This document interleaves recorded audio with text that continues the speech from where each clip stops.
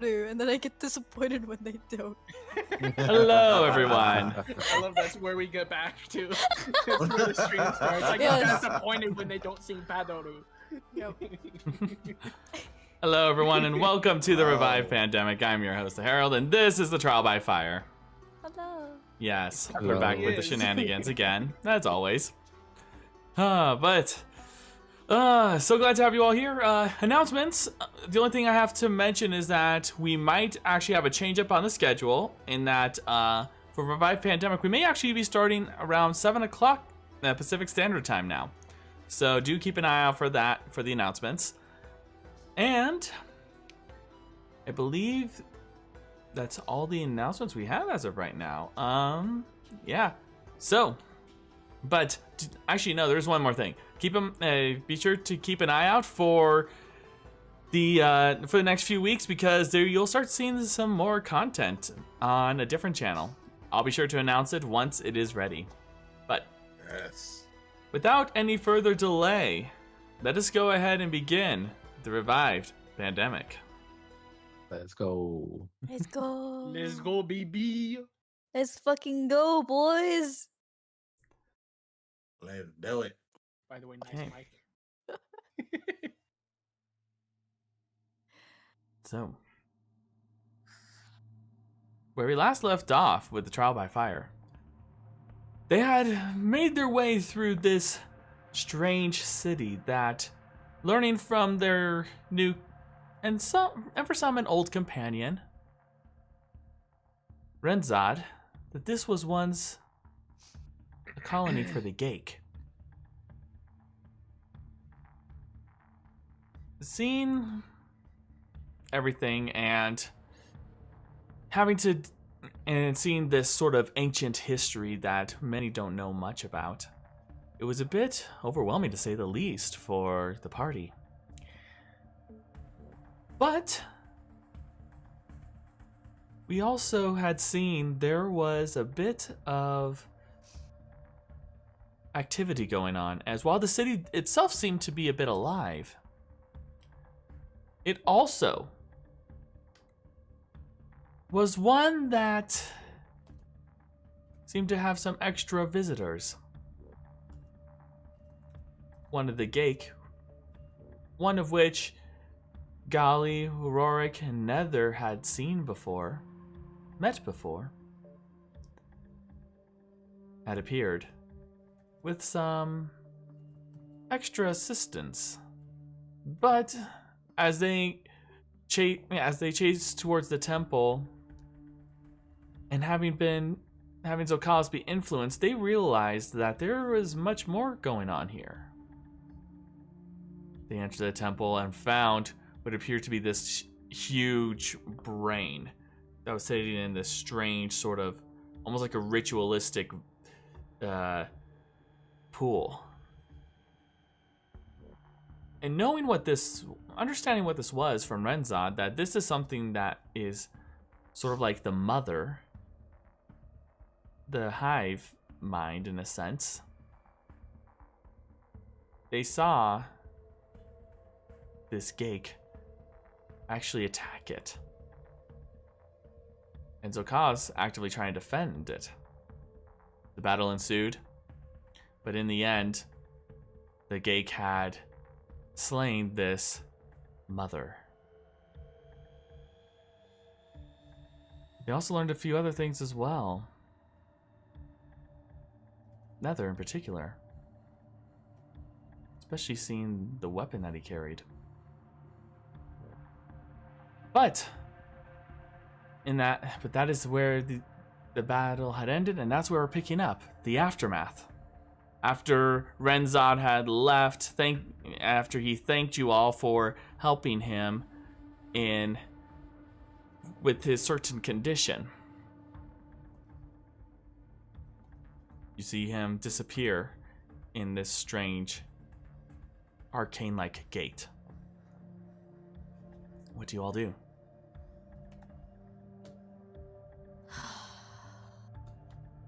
Well, fuck this place. Let's go. Samuel takes a look back at the brain, and before he leaves, he's gonna do one more quick check on it just to see if he can find one of those things that Renzat pulled out. Sure. Let's see. If you're looking for that, give me an investigation check. I know Roric is standing like right next to him because he was helping him last time he was checking. So if Roric sees him doing that, would it be reasonable to say that Roric is going to give him guidance? You don't know what he's looking for exactly. He didn't say it to you, so. But he was looking for it last time, so I'm gonna. No, that was Zokalis who was looking last time. Okay. I know it's been a hot minute. All right. Let's see. A 24. Nice. Investigation. Nice. You take a look around. You don't really see any, but your eyes continue to focus around, and you do see what appears to be almost like similar to that of a trail that you would think of with like a snail or a slug, but it seems to be that of that strange liquid as it just goes through appears to be one of the cracks in the wall. Seems to go right towards that crack. Oh, I've got the map pulled up. Which way is it heading? It would have, from what you had seen, it would have gone to the east. East. Samuel immediately... East, not west. East. Samuel is immediately going to just haul ass towards where he sees this trail going, and starts following it. It leads you right up to a wall. As soon as he gets up to the wall, is he able to... he moves up to the wall. He's going to cast Mold Earth and try to separate this part of the wall to see if he can just follow this thing to try to catch up to it. Does it include stone for your cantrip? Let's see. Mold Earth. Dirt or stone. Yep. Okay. Okay, because of the nature of this and from the size of the crack and everything, I'm gonna have you roll me an Arcana check, just because it's gonna take you're trying to be careful and when you're casting this. Okay. Arcana. 18. Okay.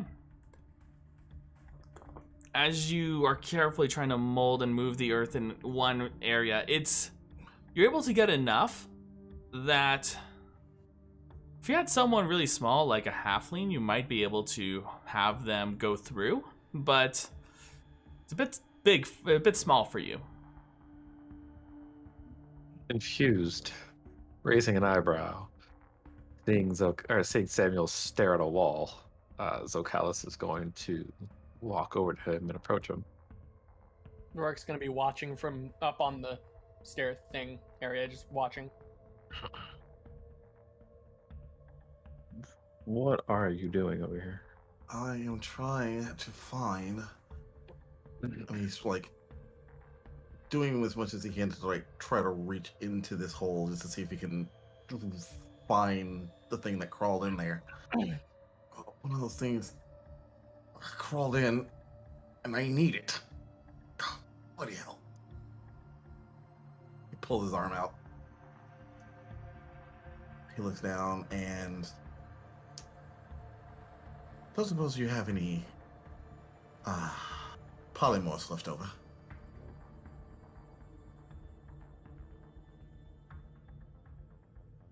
Ooh.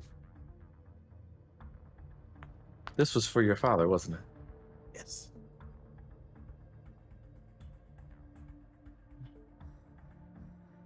DM, how big is this crack? Big enough so if like someone like a gnome or a halfling crawled, they'd be able to get through.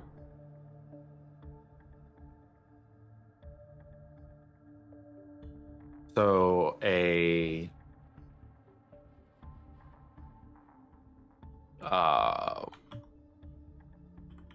Small dog should be able to fit through.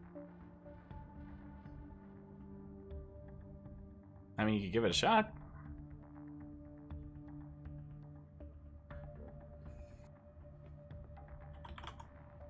Would it be reasonable to say Roric Yeah. can hear this conversation between them? It's a bit far. Okay.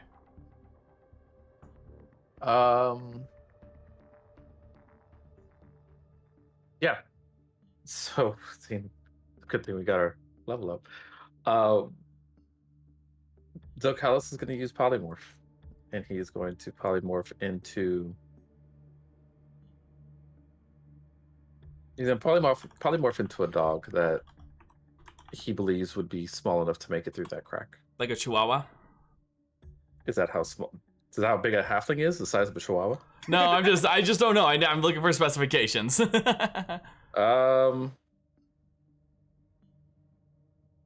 Jack Russells were literally bred to go down into holes to bring rabbits and stuff out, so...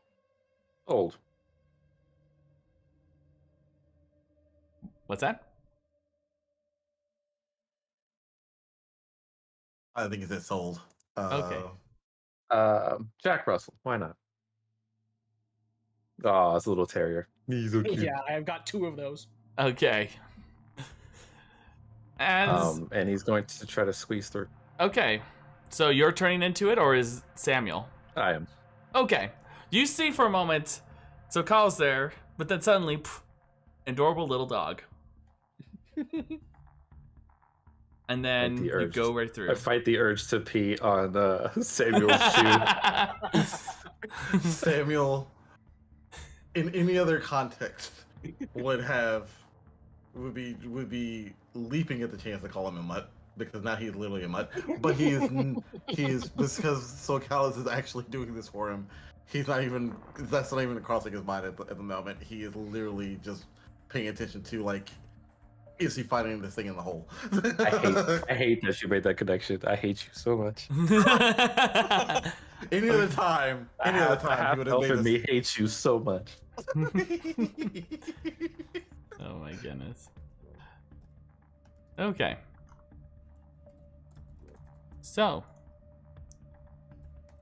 Samuel is pretty much just kind of like leans down and watches Zokalis scurry into this hole. And he's kind of just like has this look on his face of just like almost like just praying that he comes back with it. mm-hmm. All right. So for this, I need you to roll me a D100. And Samuel, please. So Zokalis rolled a D100. Samuel, please tell me high or low.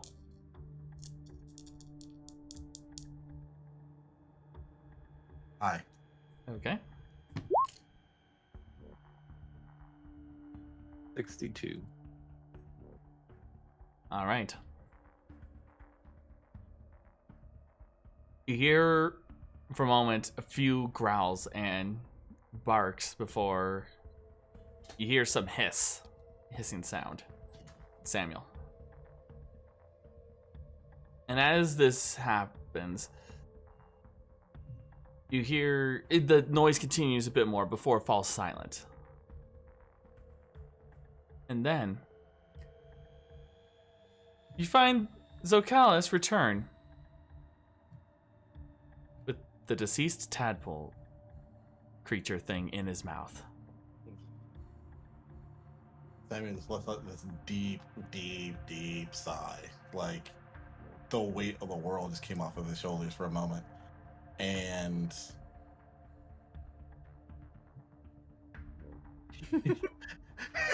he turns to Zokalis and just says, "Thank you." And just holds his hand out and fights the urge to pick him up and pet him. I expected you to call him a good boy. He's literally doing his best. This is Samuel showing gratitude. For anybody who has a dog, if like that look that they give you when like you're telling them to do something and they're just staring at you with the blankest of faces, that's the face. that Zokalis has right now as he just kind of stares at Samuel because he's kind of waiting for him to say something stupid. He walks up to him and he places the tadpole at his feet and then starts walking off. Yeah, he walks off, kind of making it like halfway from like him to Nether, and then turns back into his actual self. Okay. I Oh. wonder- Also, Samuel, go ahead and add the add. This is gonna be a custom item. Just add tadpole carcass. Oh, Tadpole carcass. I was one. wanting to say before he had transformed back into Zokalis, Roric would have said in Sylvan, "What are you doing down here?" And then he sees Zokalis turn back into himself. He's like, "Oh, never mind." That would be funny. Damn, I wanted to just get one head pat in there. Nope, not letting anything of that satisfaction because I'm biting off fingers. Daniel picks it up and immediately just like puts it away, and it's just like, okay. So we're ready to leave now. Oh, we can finally leave this hellhole. I don't know how we're getting out of here, but sure. The way we came? You hear the guy say, "Perhaps we fly up again."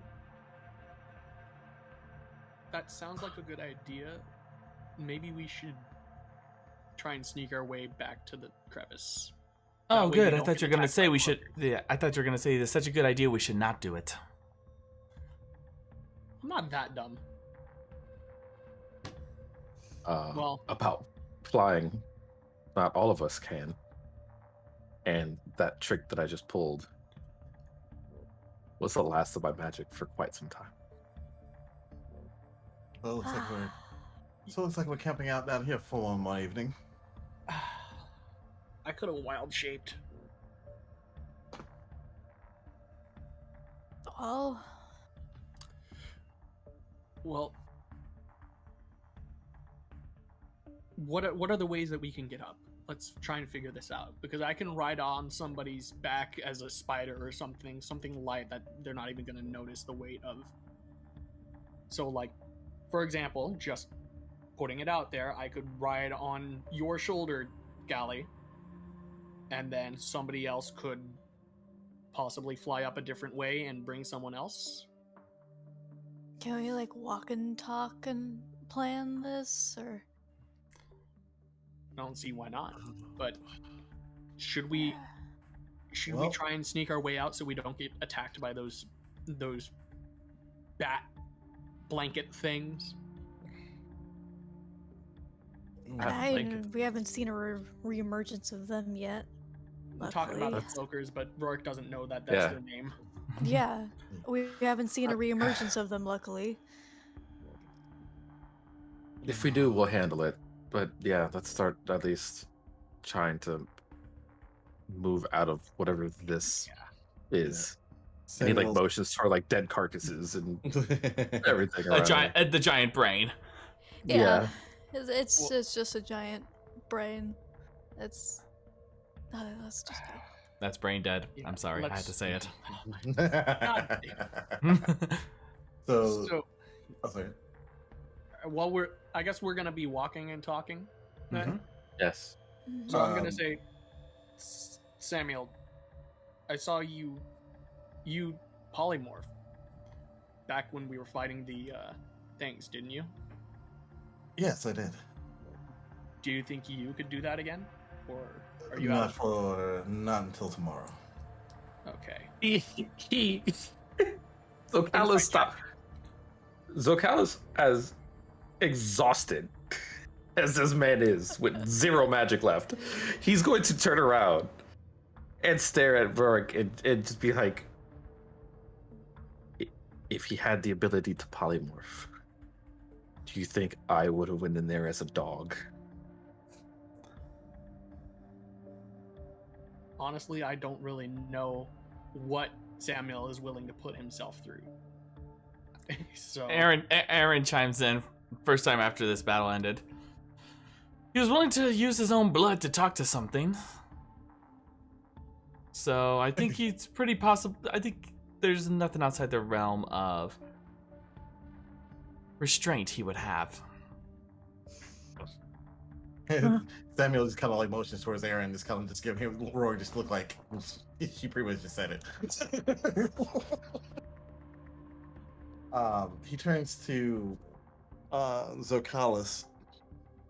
It might be it's gonna be a much slower way up than it was coming down, but I might be able to carry a couple people via levitate if need be. But it's going to be a much longer trip back and forth. That's surprising. The last time I saw you use that, I just assumed it was for you.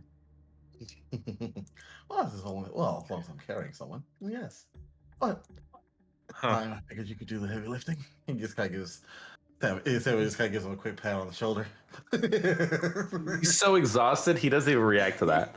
I'm just gonna raise my hand real quick, just for like a moment, and I'm gonna say, Nether, you haven't turned into a bat down here yet, have you?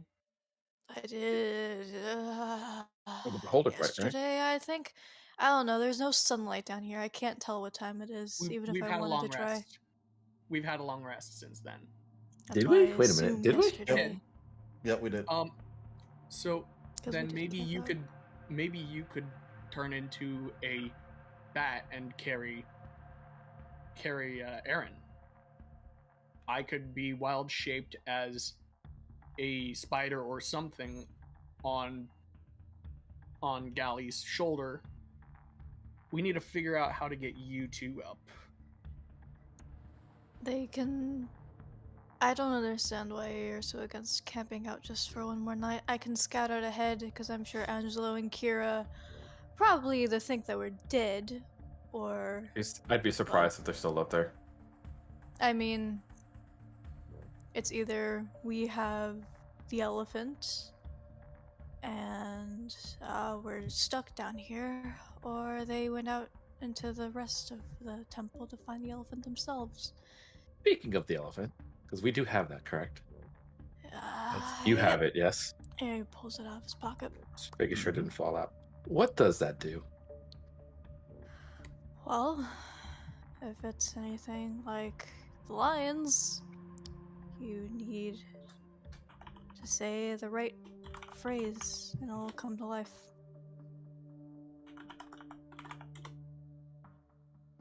I don't know the phrase for this though. I knew the phrase for the lions. Did you know the phrase for lions because it was written on them? Or No. how did you know that? I mean, like, did magic shit. And he somehow knew it. Is Nether holding it?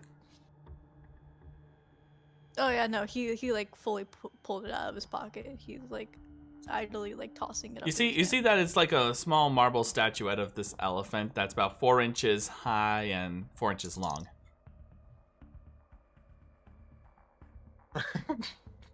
Samuel just walks over and pokes it and just leans down at it and just kind of like gives it a look. Hangers bunga, your trunk gets longer. Does it I activate? got nothing for that. This thing comes alive and eats you, dude. I'm putting the snail back where I found it. Actually, wait, because the lions, I haven't taken a chance to actually look at this thing. Mm-hmm. Can I see if it has any writing on it like the lions did? Give me an investigation check. Actually, no, perception. I haven't taken the time to actually look this thing over.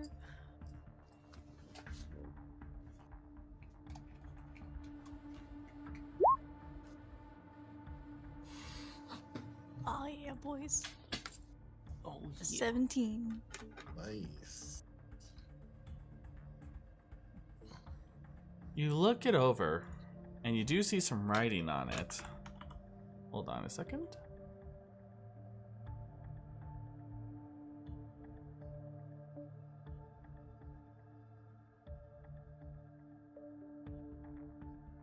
Okay.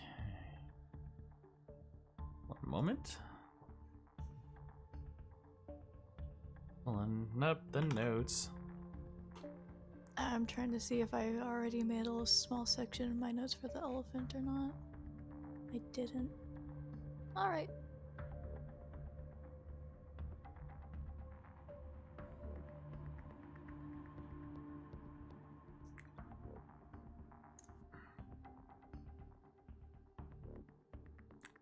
You see it?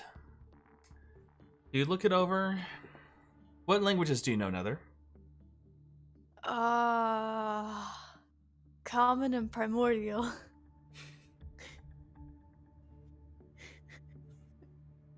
You cannot understand this. Fuck. Well, What's the problem? there's writing on it, I think. I don't know what it says. Rorik's eyes just start glowing on cue. The helmet. The helmet just starts glowing. That's right, you have that helmet. Are you still wearing that stupid helmet? Yes, he's still wearing that stupid helmet. Put it back on after you got it back. I put Have you it back taken on it because I off? needed to understand him. I needed to understand Renzad, and then he just dropped that Elvish on us, and we were just like. So Oh, yes, okay, I'm still hold wearing on. the helmet. Just for shits and giggles. Sorry to cut you off, Roric, but Samuel, if you're standing next to Zokalis, you're gonna see his right hand, the palm of his right hand, start to glow. You don't know what's on it. You don't know what's happening, but whatever is in his hand and is glowing. He's not holding anything, but you'll see his hand start to glow. And Zokalis just like he holds his head as if like he's having a headache for just a second. Before looking back over to Nether, and with his opposite, like he goes out to reach it with, then realizes his hand's glowing and just kind of does one of these bits. It puts his hand back like in his jacket pocket and holds the other hand out and just says, "Let me see it for a second." And it's telling us, and he goes, yes, I know. He just gently tosses it over. Zokalis misses and it breaks. No. While it's in The head midair, cracks off. while it's in It just midair, snaps in midair. while it's in midair, Samuel uses telekinesis to grab it. Oh, are we gonna play tug of war with this? Oh, He's gonna hand it to you, but he's just gonna make sure that you get it carefully.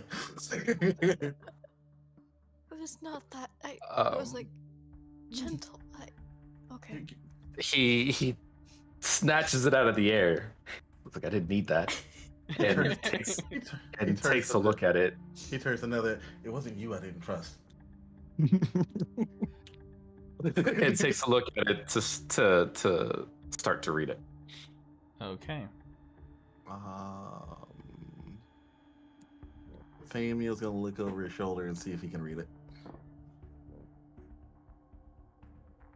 Roric doesn't want to crowd Zokalis, so he's not gonna pull a Samuel. He's just standing there, just the eyes just slowly just blinking, just blinking red. Samuel lifts a hand towards Roric and just kind of gently curls his fingers upward, and you see the helmet slowly start to lift off his head. Grab the helmet by the horns and it just starts lifting. Nah, your mage hand's not strong enough, is it? Oh, That telekinesis. It's telekinesis. That's a problem. I think that means he can lift anything up to 5 feet.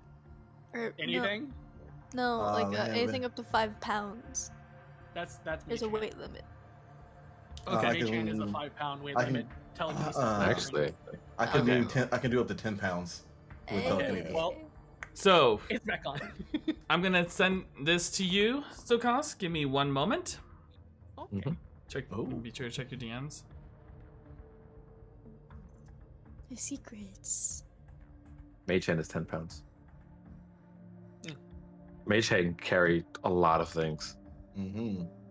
Do a lot of things. Mage Hand is a good spell. If you're a spellcaster, you can take it. Take it. Mm-hmm. That's why I upgraded it with telekinesis.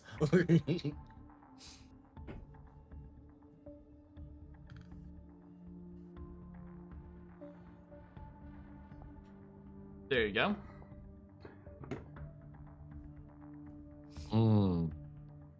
These are lions, yes.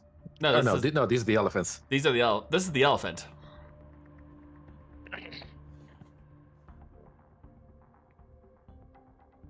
He takes a look at it. He just goes, Huh. "Huh." Samuel, read this. Sam, you're reading it as well? Oh yeah, well, is he trying able to. to read it?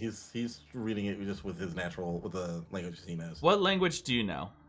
Abyssal, Common, Elvish, and Infernal. You do not understand this. Okay. What should Could be I like take a look? dwarvish? You're far, you're after far reading, from him. after reading it, he walks over to Roric and hands it to him. All right. He then grabs his book Mm-hmm. that he wrote, and are there any blank? If there's a blank page at like the end of the book, which should normally Yeah, be, right? normally. I'll Okay, so he's yeah, you go ahead. I'm just sending this to Rourke while you're talking. he's gonna go a blank page and grab a quill out of his bag and write down what he said, what he saw on the book, Mm-hmm. and hand it over to Nether so he can read it. Zokalis is kind With- of Samuel was kind of lifts his eyebrows. Can I share with the rest of the class? I think it's probably better that I don't say the incantation so these things don't appear in front of us right now in this cave. With the lions, it wasn't the incantation, but And it did help. What was Rourke what was is it for the gonna- lions? Alright, go ahead. Sorry. For the lions, the incantation was heed my call, beasts of metal, but on it, it said something completely different.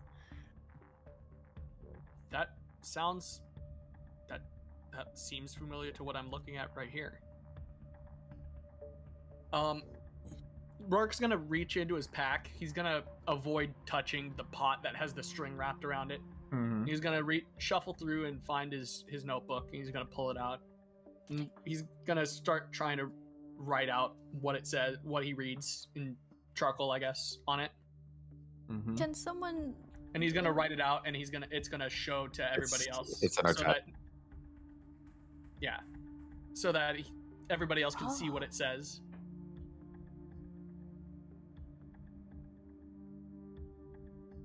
Okay, well, But this That's- is- that's going That's to be interesting. handy. all right. oh, We should not tell. We should not tell. We should not tell them what it says. They can figure it out on their own. But if they don't know how to, this would be insurance for us. Fair enough.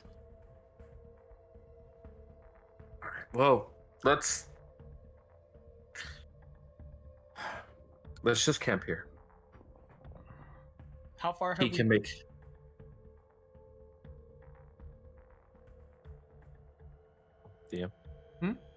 How far have we moved? Because we've been walking and talking.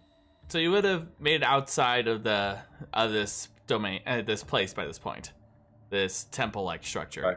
So you're Kind outside in of this it. open-ish area. The front doors. Yeah, you're basically. outside of it. Yeah. Okay. So, Temple, it's like Samuel's gonna pull out his amulet and he's gonna hold it up. So we came in here. Would probably be for the best. Allow everybody to rest. The last thing we need is to keep on moving, and if anything does happen, we don't really have a lot of resources left over to handle anything else at the moment. I don't think. Rourke's gonna pause and he's gonna look over at Deki and say, "Have you heard anything from? Or, sorry, not Deki, Gali. God. I'm gonna say, have you heard anything from? Have you heard anything from? What's the name? Angelo and. I'm sorry. Sure. It's been a bit. Kira. Have you heard anything from Angelo and Kira? I don't talk to them. I avoid them. I don't deal with criminals. On our way here, I heard Angelo. I don't know if it was actually him or not.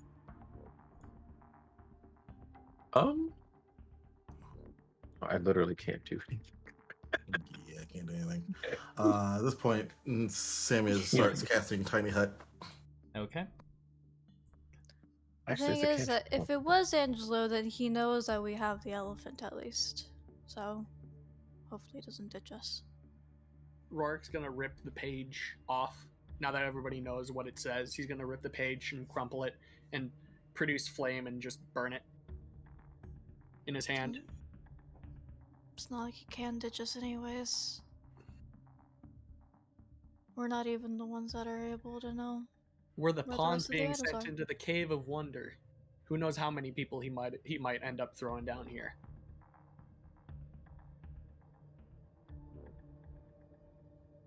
Yes, but Angelo doesn't have that pin. Sure. He needs. Anyway. Wow, I almost fucking killed myself right there. That was What? great. Holding my tongue. Nether almost Literally. just broke his unspeakable vow. Uh-oh.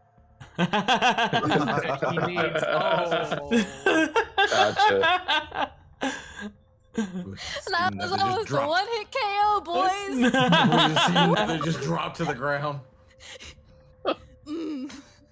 Samuel hearing him say that he almost broke his unspeakable vow. He's casting Tiny Hut, but he's trying his damnedest not to laugh right now. As you're saying this, did you just hear from Aaron? You actually took a vow? Yeah, we had like this whole like tongue tattoo thing. Don't speak about it. I will explain just to make sure you are safe from it. Yeah, yeah. relate. Roric, speak for me so I don't fucking kill myself. Yeah. Okay, if Roric's speaking on your behalf, something must be up. What's going on? Nether I thought I explained this. Nether made a bit of Aaron wasn't there for that. Oh shit. Yeah, Nether made a bit of a deal with Angelo. Nether and Angelo have an understanding of what each other needs, but they're not allowed to speak about it to anybody else, or else the person who speaks will die. Death pact. She just closes her eyes, slightly rubs her temple, and says, "That seems on brand for you." Yeah. Anyway, how's that tiny hut doing? So after 10 minutes have passed, the tiny hut is up. All Let's right. see. Pops up, Samuel stands up, puts his amulet away, and then just kind of puts his back towards Nether, and then face turns towards Roric, and it's just an image of Nether speaking, and then him just suddenly hitting the ground.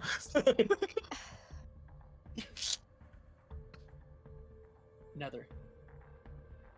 I'm assuming we're going into the tiny hut now, right? Are you? Well, I would like to. Okay, I would then. also like to mention to Nether something. Nether, I know you and the rest of the people aren't really fond of this, and I'm patting my chest where I have the Book of Misspells tucked away. I'm not gonna say, but I remember something that I read in this book. There is one of the spells in here that might also be useful in case we need to make sure that Angelo isn't a problem. I'm not saying we have to use it, but I have a spell called Blurt. I don't know if it would work to make him say something that you guys agreed to not say, but if it did, that would be crazy, but I'm just letting you know that this might be an option. Whoa, wait. Don't do that, please. I won't, not unless we need to. Because if one of us says something, we both fucking die. Is that how that works?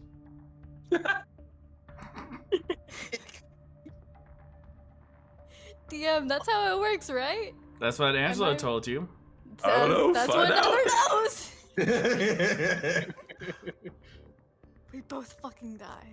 Blur out your secret. God, I made great. a vow. I made an unspeakable vow with Nether. They both. It's Anyway. a two-way. It's a two-way thing. Because I've told him shit as well. Has Roric ever heard of one of these types of magical vow things before? You've heard a little bit about this from during the conversation when you were having that ceasefire with Angelo and Kirda at the breakfast. So that's it. All right. That's most you know about it. You were not involved with the criminal underground, so Not directly. No, but it's. Oh, It's something that's only done when you need to make sure that the trust is kept. Because otherwise you're both fucking screwed. Okay. Well, if for any chance that it's not a two-way street, we have that option if it's not how you say it is. I wouldn't really want to test that unless you have a way of bringing me back from the dead. Not at the moment. 'Cause I don't plan on dying anytime soon. If I do, I would like for it to be in the glory of battle. just as a side note, just so you're aware, for the HUD to actually work, Samuel has to be inside. So he's here listening to all this, by the way. That's fine. I'm just letting you know. Sammy's just sitting. Thing. Sammy's just sitting there. Like, if he had popcorn, he'd be sitting there eating it. Actually sitting here as Rorik's all like, if you need me to murder this man, I can murder this man. that's very on brand for Roric, though, so we're not really that surprised by it. True. Hashtag rogue things. Hashtag Just- rogue thing. Just rogue things. Hell, if I really need him dead, I have poison.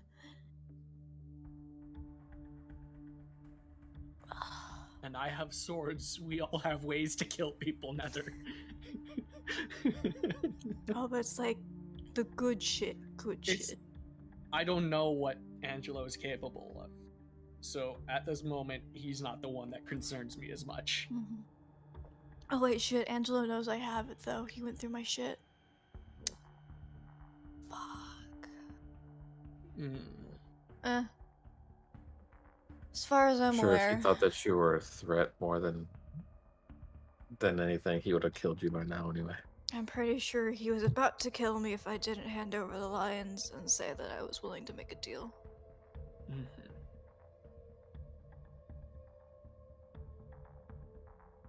Okay. Not to mention, he has that friend of his. Yeah, no, Kira's the one that really did the number on me. So.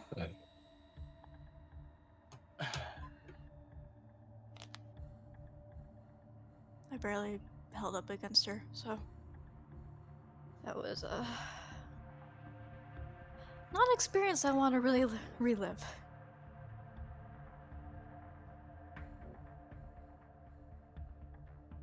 Anyways. If I remember correctly, I think I remember hearing that you were stalking him from 10 feet away.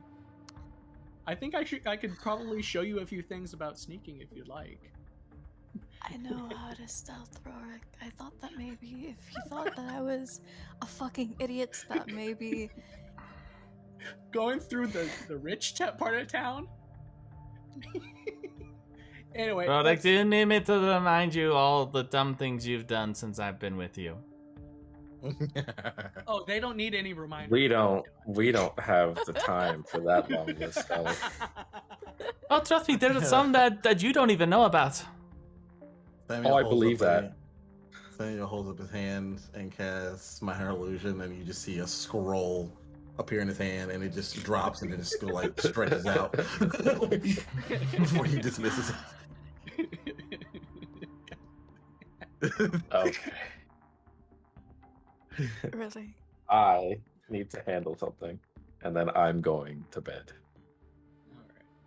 Alright. That Zokalis actually leaves the tiny hut, and it's clear so you guys can see him, but he's gonna kind of go to he's sitting in front of the tiny hut, so he's not going anywhere. But he's going to kneel down and say a prayer to his patron before the night's over. Like he's gonna take out his hand and like stare at this. Essentially, it's the glowing icon that the patron put on his hand. And say a prayer to him.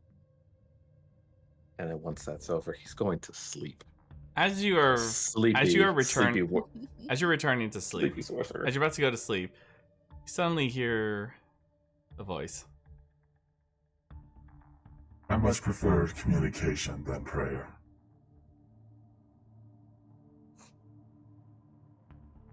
Not quite sure how to just randomly contact you. It's been quite some time.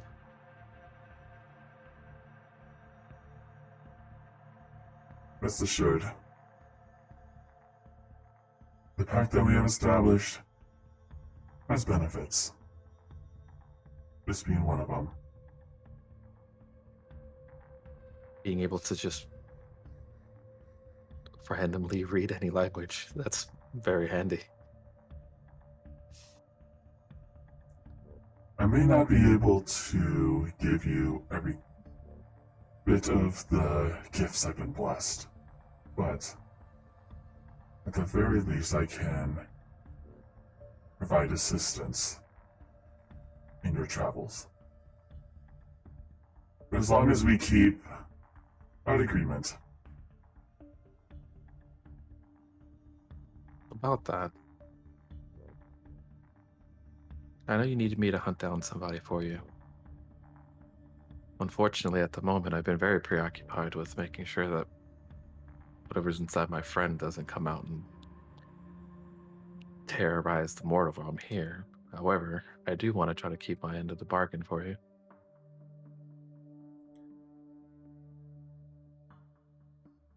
Rest assured. I understand the situation that you are in. I understand that when you have tasks that you need to achieve, at times you need to prioritize. I am no stranger to that. I've done that myself. After all,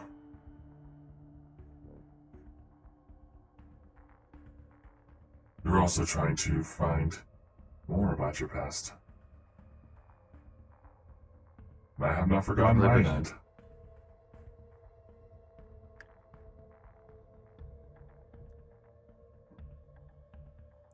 It's like everything is very scattered. I remember things about my past prior to the Gith, and I find an old friend of mine that... Oh. Sorry. Then I find an old friend of mine that I was separated from. And didn't know I could communicate with him until he just left. Anyway, I'm sure it'll all come together sooner or later.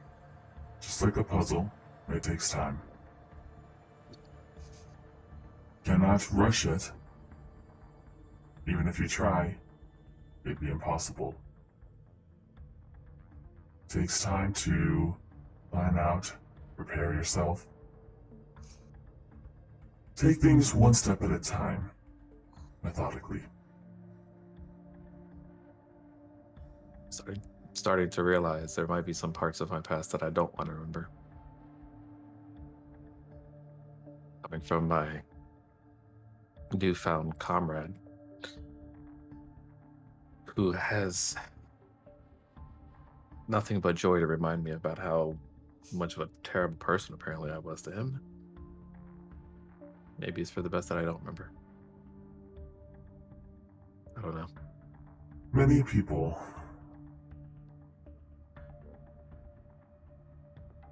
have those memories. Many people have memories of things they have said or have done that they wish to forget. They wish they had never done that. They wish they could change. But what we do afterwards is what makes us who we are. Do we continue down that path? Or do we decide to change?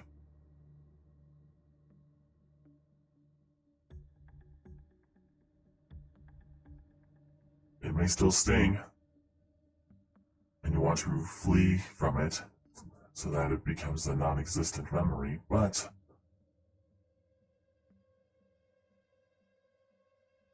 it takes time to come to terms. Once you do so, you'll be a much better person than those who thought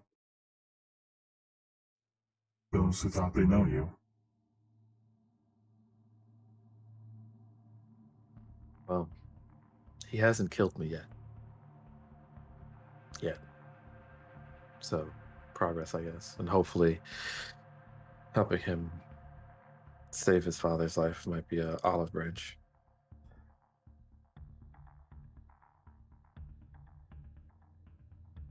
Anyway, thank you again for the gifts. We will get this situation sorted out and get you free. Nothing else is said. He takes one last look at his hand and then stands up and goes inside. And kind of just quietly goes over to wherever he would have placed his bedroll and just remain there for the rest of the night. Okay. While this was happening, Roric, Nether, Samuel, what have you three been up to?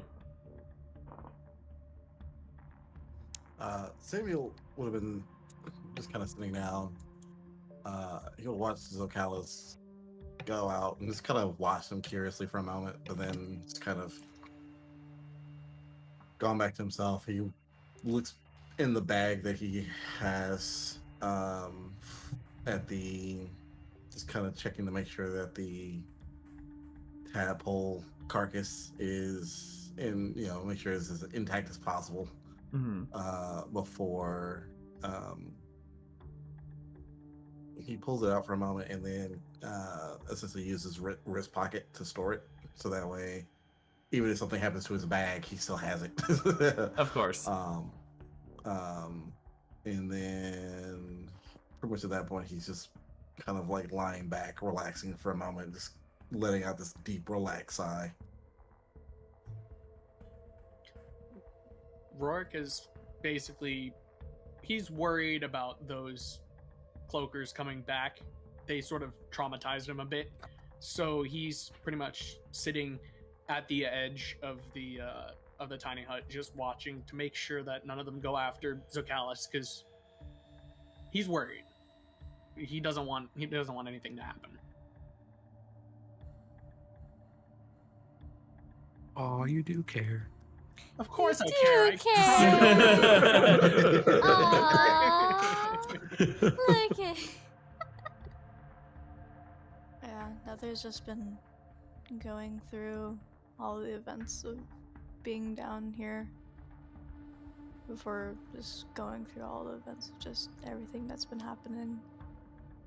He has his right hand unwrapped and he's like idly like he looks pretty dumb, but he has like his hand like right in front of his face and he's just like, he looks like he's just doing idle like hand stretches, but he keeps looking at the symbol before he eventually just stops and rewraps his hand.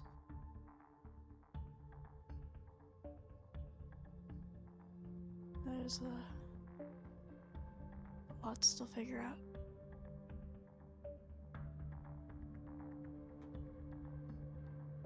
All right. So everyone's taking their long rest, I assume? Yeah. Okay, so before we do so, I'm not sure. I'm just gonna wait for Samuel to return for just a brief moment. I'm gonna go ahead and take care of something here real quick. Oh no. Oh, God. Oh no. Oh, no. He's rolling. He's a red rolling dice. So do the cloakers come back? Oh God. No. That's not the question. He's rolling dice to see how many show up. Oh. Just feed them geese. Just cast geese outside and just let them be.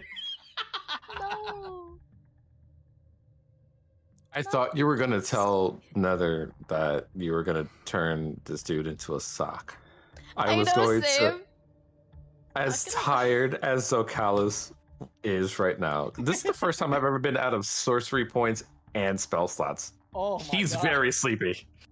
Like he still would have caught up and just like slapped the book out of your head. That's why he's that's why like normally he wouldn't be like as ashholish to Roric, like turning around and be like, do you think he would have polymorphed or like that whole. That's solely because he's just beyond exhausted. The last time he's felt like this is when he had to transform into the T-Rex the first time to get everybody out of the sewers. So he's So just Sorry Charles is about that again, by the grumpy way. when he's tired. he is because he's not normally this sleepy. I Normally wonder- he can do magic. It seemed like Yeah. either Zokalis wasn't in the tiny hut when I was talking about that, or he doesn't seem too unfond of the idea of the blurt. If it's not a He's- two-way thing. He's so tired.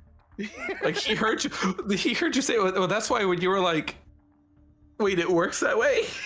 Okay, so Like that would have been just the biggest eye roll. It works that way. I'm gonna need Welcome back. both Samuel and Roric to roll me wisdom saves real quick. Oh Oh. shoot. Is this sleep or charm or fear? No. No. Okay. The wisdom save. Wisdom save. Oh, oh no! I like how, I know how we both are like, oh, we know what. As players, we know what this is. Oh god! Oh god! Okay. Oh god! I'm gonna roll 2d4. Do you have any D4s left over? I You have 11. D4s? I have 11. Wow. Damn. Must be nice. Must be nice. All right, so just the two D4s. Got it. Let's see this. Let's see them.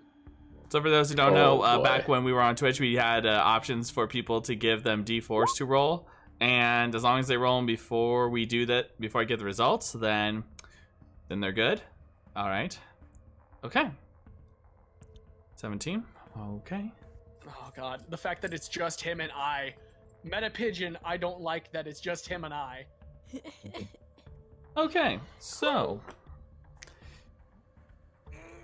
as you all rest up, take your sleep.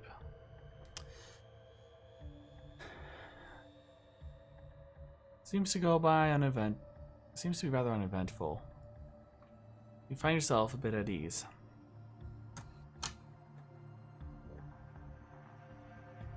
But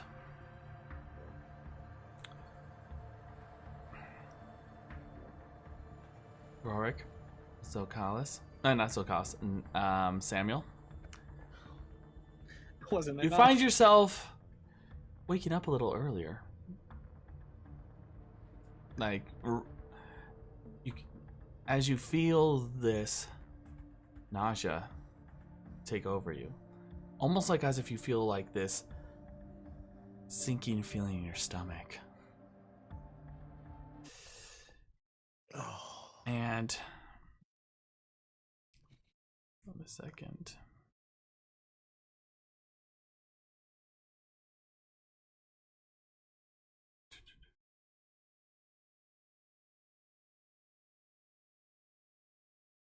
Okay, just sure I have. I think this is the right one. Let me check. Scared. Just the sound of Herald's AC. Just Okay. Oh no.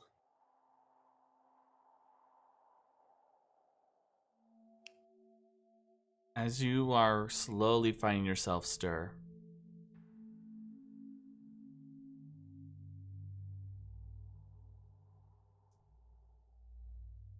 this nausea seems to take over enough that you're waking up. You feel like as if your stomach's cramping. You feel like you feel like that lightheadedness you would feel if. And as you wake up, Samuel, Roric, you look around and it seems that the scenery has changed in some way. You look and you see that it's no longer just like this stone and like in these strange geometric shapes. But now you see all this sickly green growth, all seeming to engulf it. You also see that there seems to be this great mist, like the kind that you would see from a bog, begin to emanate throughout the streets. As you're seeing this, you see along the structures what appears to be strange fungus, some of which you had never seen before, emerge.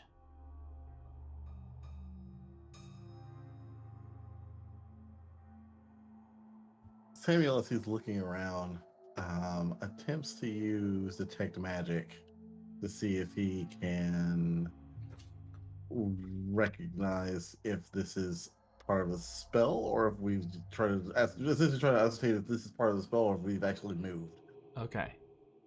And Roric? Are we like in separate places, or are we like next to each other and we see each other? You're still in the dome.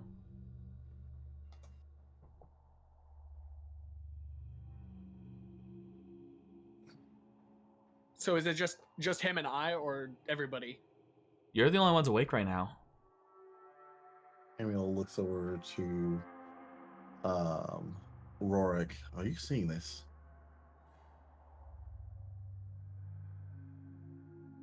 Roric just nods. Samuel looks Samuel looks down at his feet and looks around him and realizes You see that even along the ground there seems to be like in the cracks, seeming this strange fungus like emerge, and you see like this mossy green, what appears to be almost like moss, but you can't exactly tell. As you feel it, it's like it's like stepping on a wet, soaked sponge, and you could feel it almost like whatever water or liquid or something is seeping right through your shoes, right through your boots. He just kind of lifts his foot, gives him like a quick shake. Mm-hmm. Well, he turns to Roric. Did our tentacly friend, did he do that the last time you ran into him? Sorry, I couldn't understand that. What was that again? He basically was asking, did the Gake do anything like this the last time you saw him?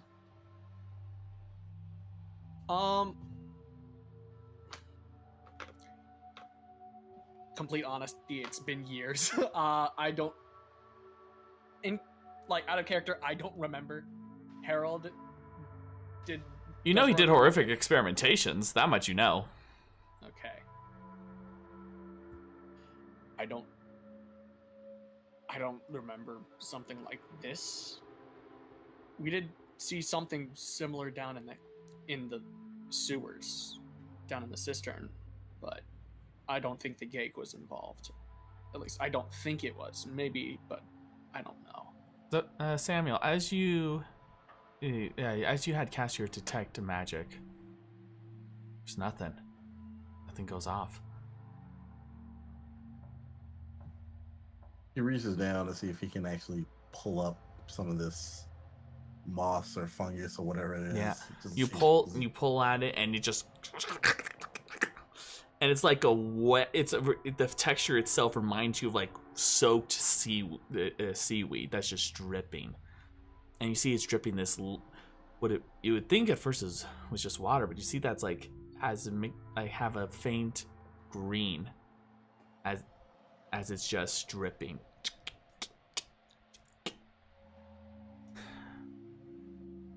He looks it over and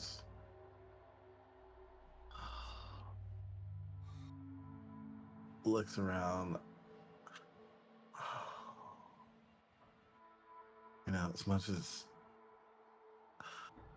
I needed the rest, I'm starting to wonder if resting right here was for the best. He looks around just to see if, still using his detect magic, he looks around to see if he can see anyone like casting spells, or if he sees anything in the vicinity at all. Give me a perception check. Perception. Roric's gonna reach down and like put his fingers against 24. one of the party members' throat just to make sure, to see if there's a pulse, because he's kind of worried. Okay. So 2 things happen at once. So just wait until I finish with both. Roric, as you put your fingers to whose neck are you doing? I'd say Nether. You don't feel any pulse. In fact, when you look at him, you see his eyes are wide, mouth partly open.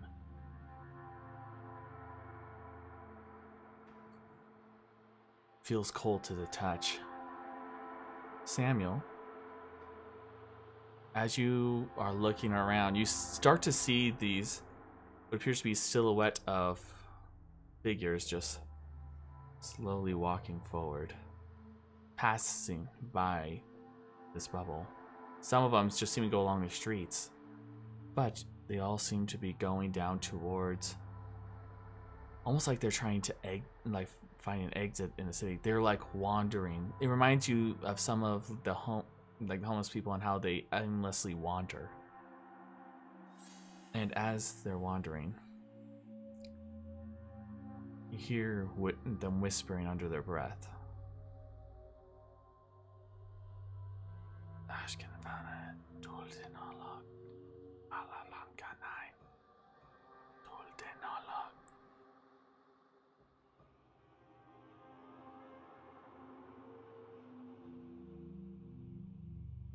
As he's watching this, he puts his hand on Roric's shoulder just to kind of get his attention, to see if Roric notices this as well, but he's still trying to pay attention to their whispering. And at one point, as you see one of them seeming to walk, almost like going towards to your hut, goes right through. Samuel, seeing this figure just walk right through the hut, draws a dagger, and aims it at him. And it's just, and it's just first words out of his mouth are, "How in the bloody hell did you walk to my hut?" Roric, hearing that, he's gonna turn around and see this mist figure just walking through. Something tells Roric that he does not want to get touched by it, so he's gonna like move back away from it, just making sure he's not stepping back into any other ones or anything like that, but he's just like keeping his distance from it. Okay, hold on.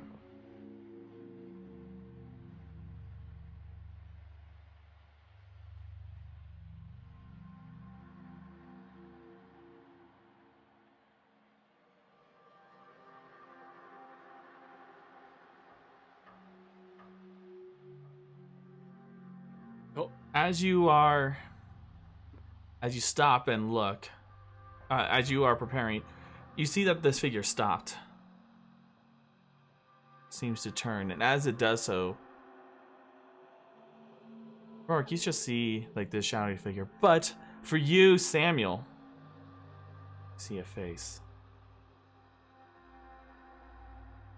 Deathly pale. No pupils, just pure white glazed over eyes. You know, but the face, you recognize it. A wood elf, you know.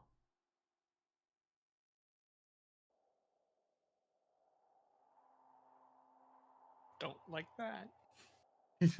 As soon as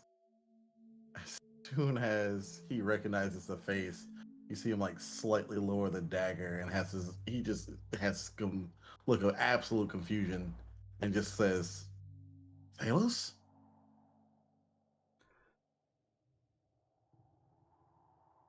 And as you see that his jaw just opens, like as if it's just breaking apart, hanging there as it begins to speak in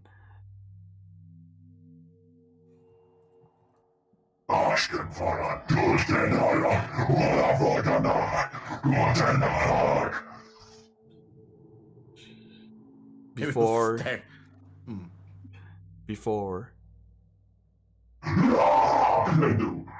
and lunges right at you.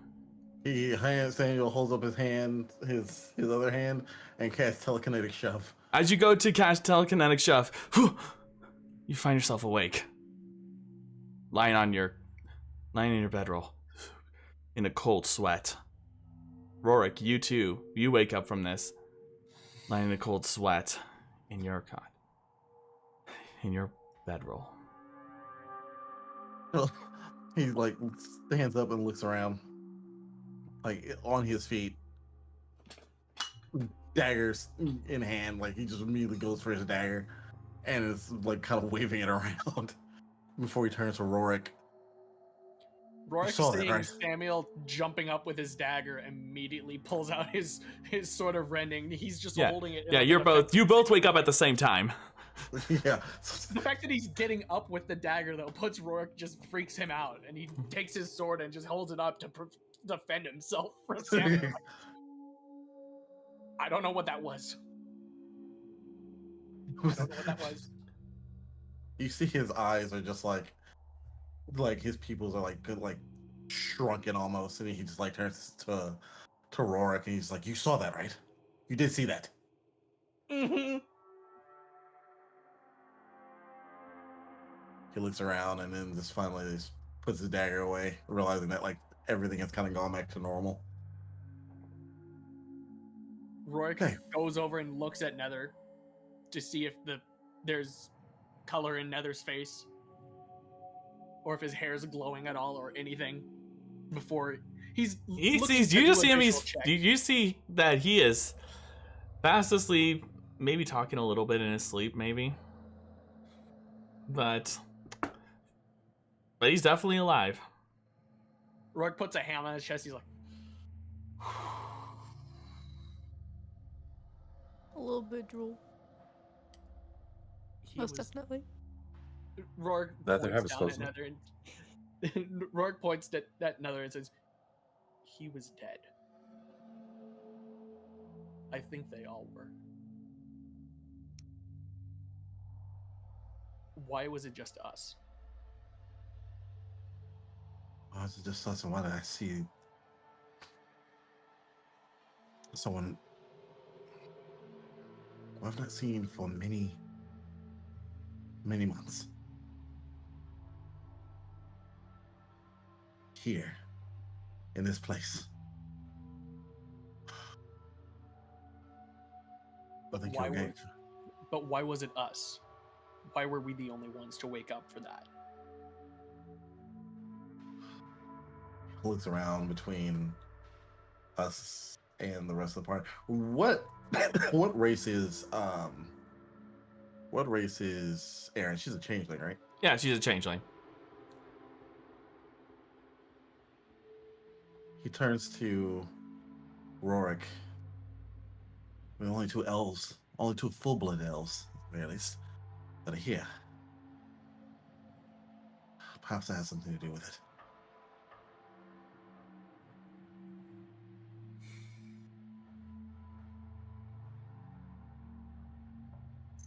I hope it's just that. It's possible that was a look into the Feywild. I don't think so, though. the gate. But When if it's something more than just us being elves that brought us in there, who knows? I've got enough going on without transporting to other dimensions. I don't need that on my plate. he turns to Roric, glimpse into the Feywild. If that was that, then that is a very dark and decrepit place that I never want to set foot into again. I honestly wish it wasn't the Feywild. I think it's not, but I don't know. I don't think it is, but we need to... Emil sits down and casts minor image in his hand. And he casts... As he casts it, he creates an image of the misty figure that he saw that came walking into the hut, and as he holds it, he stares at it for a moment and then like morphs it back and forth between the kind of pale like zombie-ish figure to what this person looked like of what he remembered them as they were healthy. And it's this brown-haired wood elf, shoulder-length hair, and if in human years, he looks to be about 30-ish. And he's staring at this thing, at the normal image, and then shifts it back to what he just saw.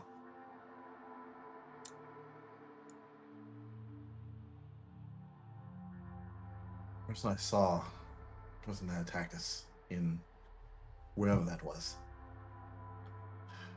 Someone I consider a friend.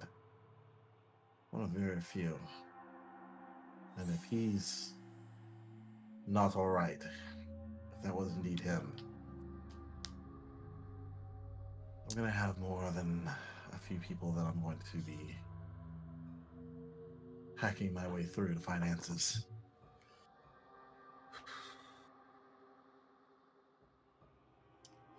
I was afraid to use the helmet.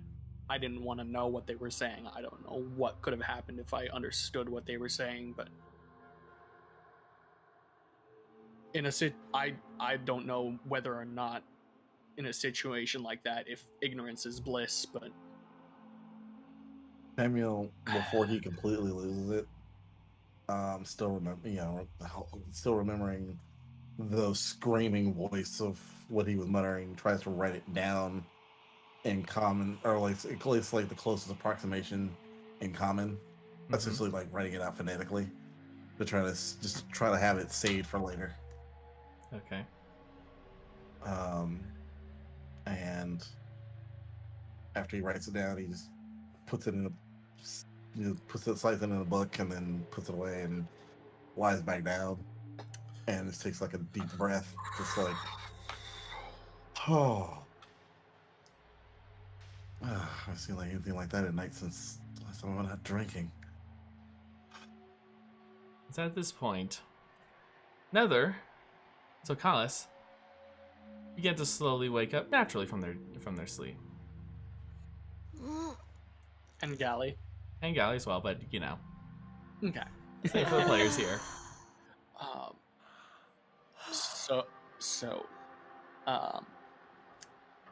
Samuel, was that the reason why are they the reason why you call me Tree Hugger? He calls you tree hugger because he's an asshole. Oh, Zokalis sleepily sits up. Samuel actually starts laughing as Roric says that. He goes, and honestly, you just hear, yes, actually. insight check. Go ahead. Roll an insight check. Okay. All right, here we go.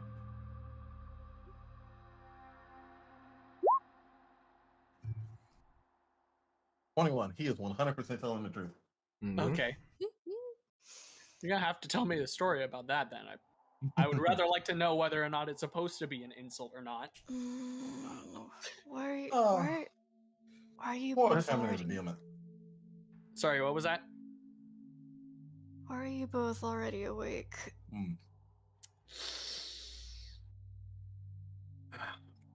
Bit of a nightmare. A shared one, apparently. We saw misty figures walking through this area. Green moss fungus started growing everywhere, and all of you were dead. The moment that Samuel says misty figures, Nether instantly pales. And one of his old friends, too. He was definitely not a fun guy. Nether, what is it? Wait.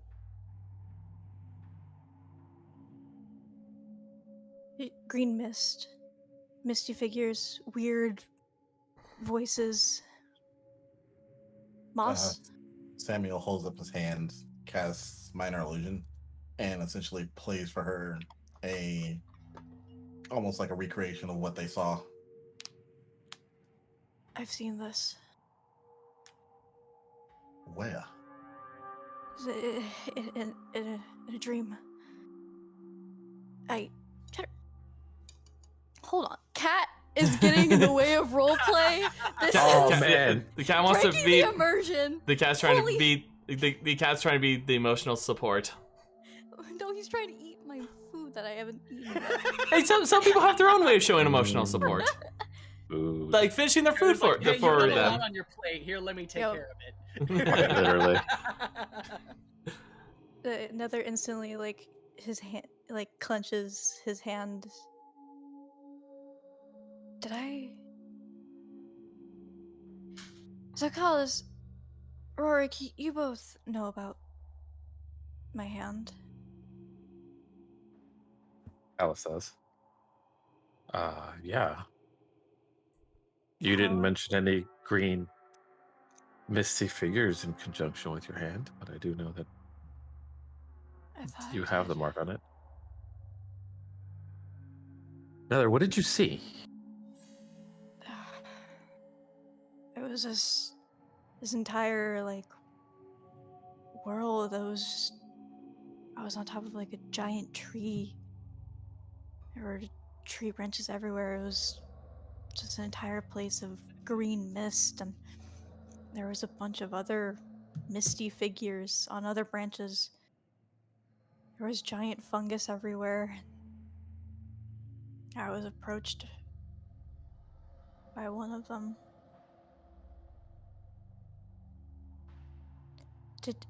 Did you get offered power? No. No. Samuel just looks very confused at her. Offered power. Mm. We didn't Whatever. get offered anything, at least not that we could understand, but I didn't check everyone, but I checked you and your pulse, and you were dead. Samuel pulls out the bookmark that he just created and shows her the phonetic writing of what he heard the thing say. Give me It said something that sounded like this. Give me an intelligence check, Nether. Oh no. Oh no. Alright, yeah.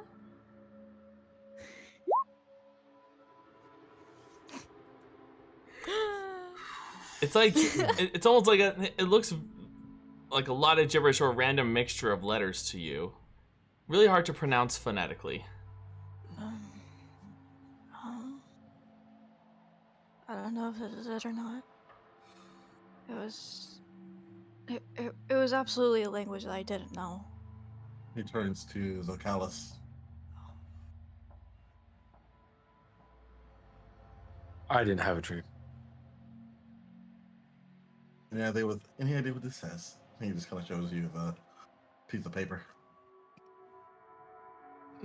Now, hold on. This is just your gibberish that you wrote, correct? Out of character. This is your pronunciation. You gotta say it out to form the words. Yeah, does that count? So the reason why I've been having to do an intelligence check to see if you can make a sense of it. So You can read all writing. yeah, but so I'll say for this. Okay. It's like this will decide how broken- we'll go about it. Okay. So give me a second. So It's like trying to read like early 2000s. okay. scene So girl. actually, Zokalis, high or low? Low. Okay. Literally. So you go ahead, and I'll let you roll this one with advantage for an intelligence check.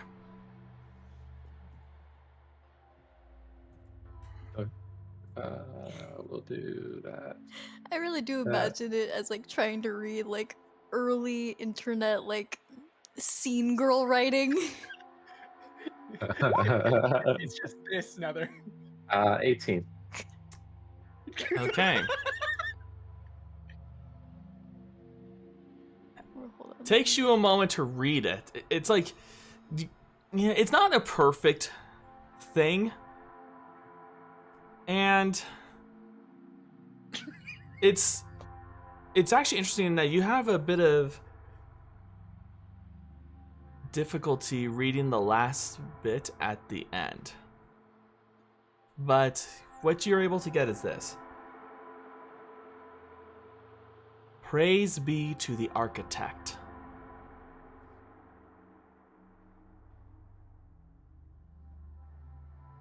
The and then there's a bit that you cannot understand. But then at the end it says, the architect of dreams. Oh, that's fun. Praise be to the architect.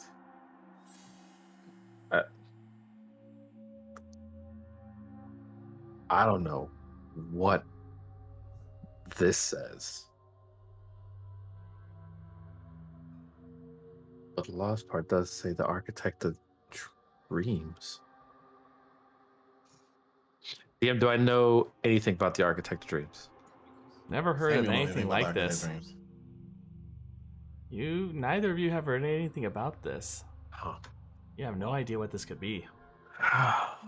Seems something is targeting us.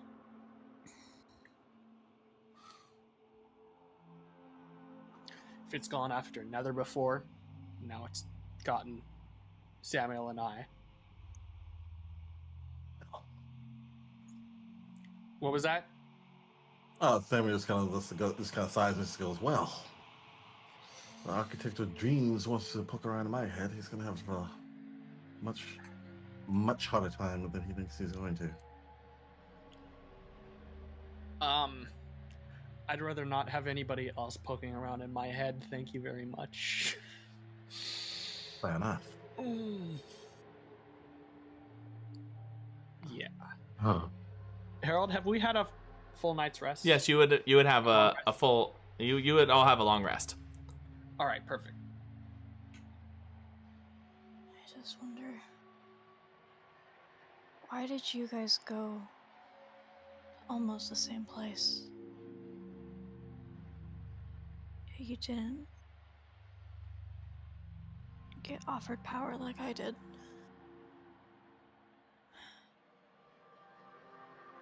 Maybe because something else already has offered me power.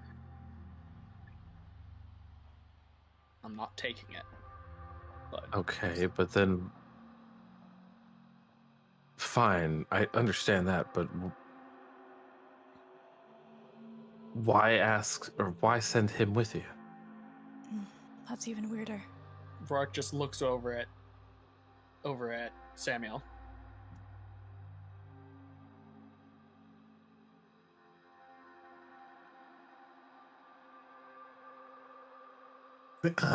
Samuel turns to Roric.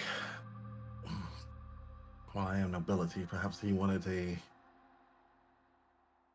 noble in his pocket. All of us are nobles. So, Well, not all of us. Watch Aaron. your tongue. Not Aaron or Gali, but everybody else. he turns to so history. It's okay. In character. Roy. He turns to Roy and says, "Yes, but how did you obtain your nobility?" We were given our nobility through being, I guess you could call it, knighted Ooh. or something like that by what was her name? Ivanor? Yep. No. Yeah, we were given our nobility by Ivanor after we killed her brother. We're honorary knights. And Yes. we were given a homestead. Well, more like a castle, but yeah. Being knighted and being born into nobility are similar, but not quite the same. We're noble in title. It's Yes. Yeah. Whereas I, on the other hand, full-blood noble. You were given the title at birth. We earned it. I highly doubt they care if you're a noble or not. Samuel turns to Zokalis and gives him just kind of a look of just like for real? Like, bloodlines of nobility carry lots of weight in the material world. So sometimes that matters. Something tells me we weren't exactly in the material world. Yes, but something could be reaching out from there to get to here. Material girls. Oh my god. God damn it. Hold on. Nether, you were provided an opportunity of power. Roric, you just said that you possibly weren't offered that because you were offered it already. And then he does a slow look back over to Samuel. He has You didn't have blood thing. You didn't have. You have a lot more power now than the last time I saw you.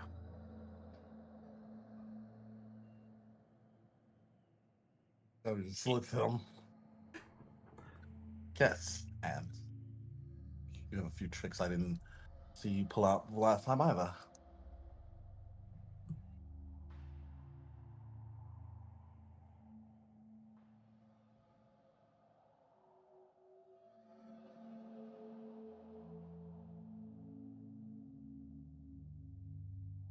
What is the source of your power?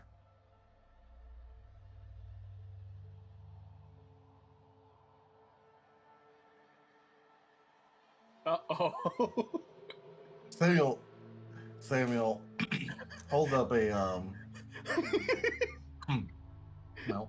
Samuel holds up a eating hot wings. Yes, this. It Samuel feels in holds up character though. Samuel produces a book. So he clenches his fist together, opens his hand, and this book appears like this black puff. Mm-hmm. And so this book that you would see that would appear, Zokalis, it's unlike the normal sort of wooden or like leather bound type of books. This one is like, it seems to be just framed in iron. Like it is framed, and like the cover itself is all designed in iron. You see that it's also like the parts that aren't seeming to be metallic seem to be made out of stone. That's like you see in between, like it's as if someone put rocks together and then bound it with iron. but the pages Are there any- themselves seem to be that of, you notice that unlike the normal sort of tatter, like the kind of parchment paper, this one is seeming to be like almost like stone slabs. Are there any symbols or writing on the outside of the book? Judging from the way Samuel said he was holding it out, you don't see it exactly. Samuel shows in the book. Given that my magical abilities were not as strong as my brother's, at breath, I attain my methods. The magic that I use is attained more through wizardry and ritual.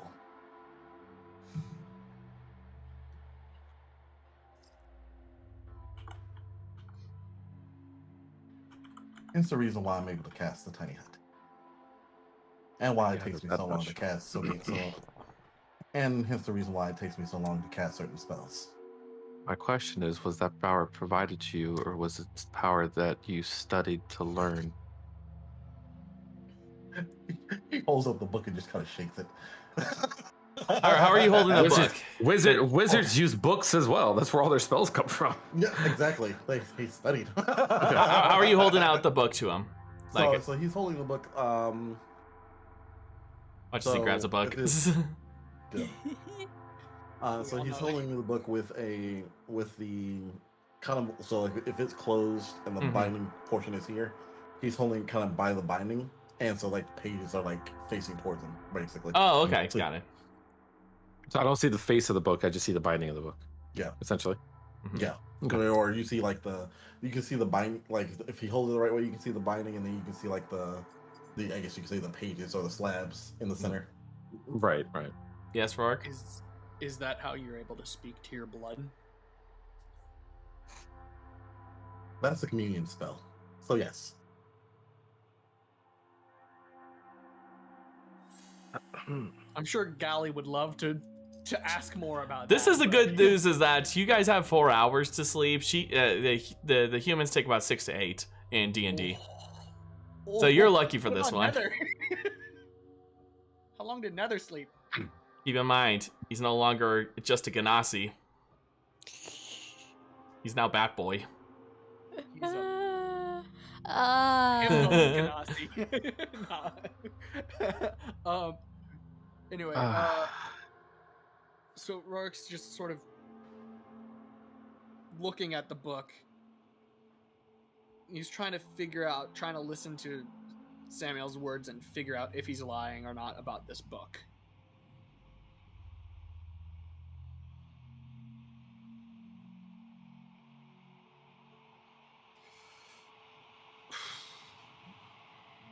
Regardless, we went to the same place generally as Nether did.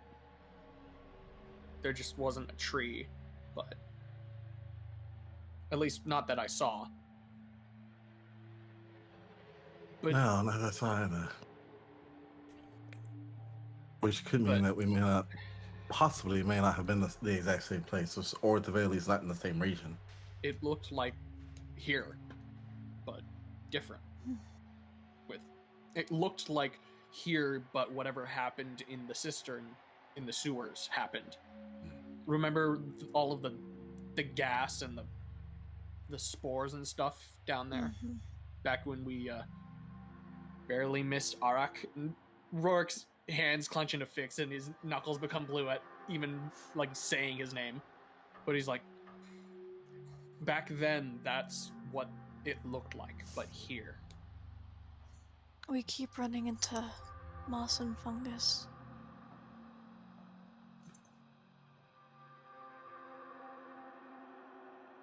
Even back then. It's always been a prominent thing with us, hasn't it, Roric?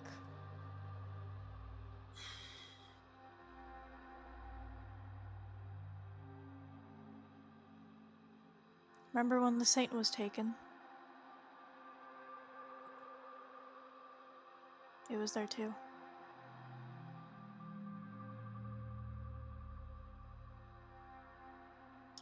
I feel like there's a bigger picture here, and we're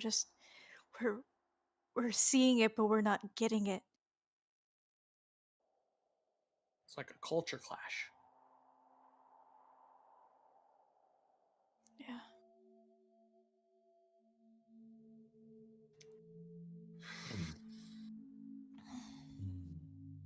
Samuel turns to Nether. The last time you were there, or the last time you were in this place that you remember, you said something offered you power. What was it? All of the figures were missed, but this was the only one that I could even vaguely make out some sort of form. It was a very cloudy figure, though. It was the only one that spoke. It was speaking a language that I didn't know, but then suddenly I could understand it. Hold on.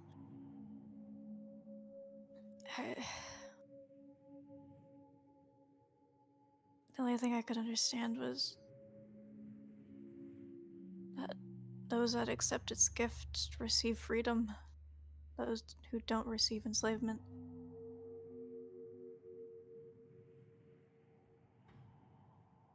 Whatever that means in its terms. These gifts. Gifts. Freedom. Those that don't accept enslavement.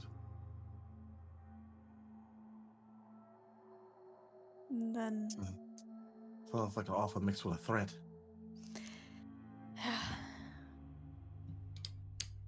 I saw visions of things, creatures.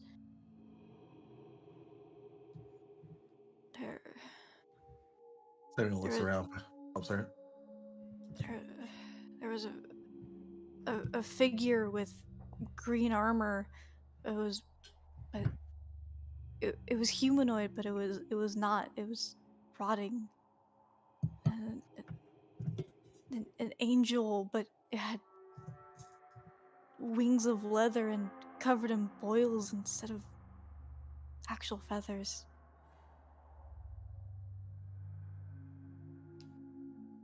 Samuel is kind of like seeing how disturbed Nether is. Just kind of puts his hand on Nether's shoulder. Kind of just like gives him like a gentle, just like say, hey, it's all right. Like shaking him out of it. He looks around and then realizes that the tiny hut is still up.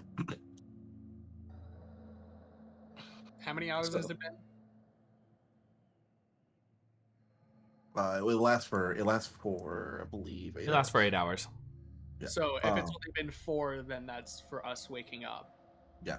So I'm just wanting to make sure so we know how many hours in total it's been since it was cast. Yeah. So as he looks around, he kind of looks up at the hut and then realizes, it's kind of certain places in the world can affect the way that magic interacts with you, and can affect the way that magic interacts with the environment. Perhaps my tiny hut prevented your fallen angel from making a complete connection with us. Maybe. Let's hope so. Because I don't know what would have happened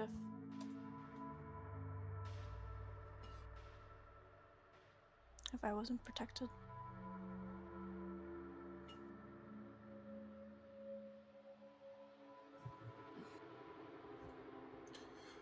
Well, we gotta get I'm sorry, but we gotta get going.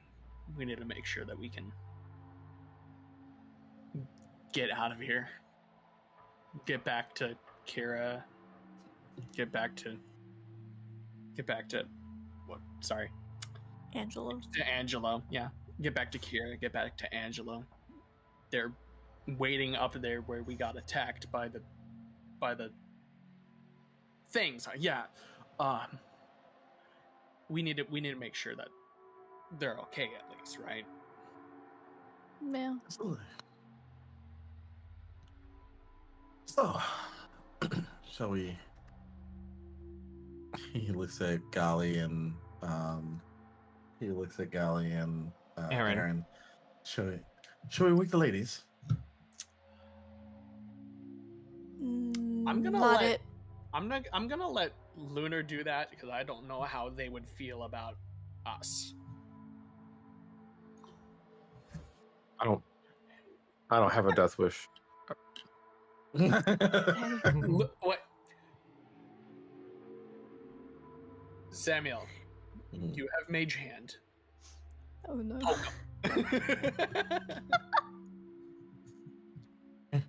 Samuel takes Roric's advice, but he turns to Gali first, stands behind Roric, and then casts Mage Hand and just kind of shoves her. Okay. Can I have both of you give me dex saves? Oh, Yeah. Save. Trying to set me up. Like out of my face. I got behind Roric, not the Gali. Still. No, Rory is like, hey, you go wake him up. No. Oh. Okay. Oh Hold on. no. Yeah, you know Yes. what? Fuck it. I'm gonna take that. Here, let me see this. Let's see what happens here. All right, so that's a 17 plus uncanny Okay. dodge slash. Yeah. All uncanny right. dodge, Now, what's your armor class, Samuel? 13. 13. Okay. So Rourke just moves his head to the side. He just like leans Okay. over. So, as you do this, you instantly see a glint of something flying directly towards you. Roric, you quickly step to the side to avoid it with your elven reflexes. Samuel, you were pretty confident that you would be able to hide behind Roric for this one, but well, let's just say you're thankful that you still have some of that armor on, because it just gets you right in the chest, but it's stuck there, inch away from breaking your skin. Oh, As you see that there is a dagger. Oh shit. Yes. oh, you're frozen. Oh shit. Okay. I'm about Well, to, oh shit. Just a second. So he Yep. goes I'm excited to. Oh no. Yeah, It was so a he- frozen dagger. Yeah. So he so that would, I'm assuming that would pretty much just wipe out the rest of my temp armor. No. There's no damage. Okay.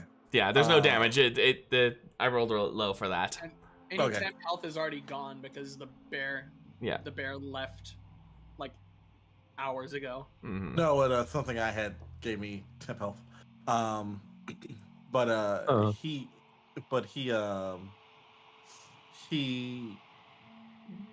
pulls the dagger and then just kind of just like use it to like wave to Gali. Morning, sunshine. She just looks at you, puts a hand out, quite unamused.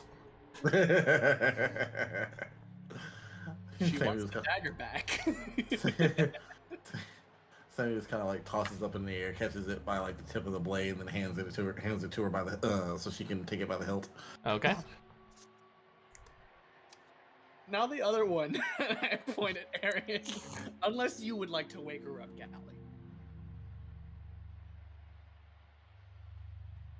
Not all of us are elves.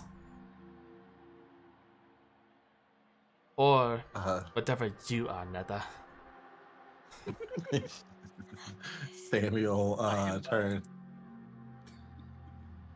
Samuel uses mold earth to kind of like gently shift the earth under Aaron to like gently rock her awake.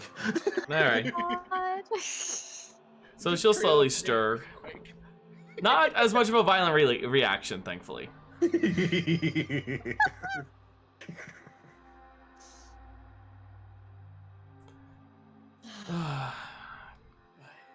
Well, looks like we know who the morning people are. Yeah. Indeed. He kind of gives a glance at Gali. A little smirk.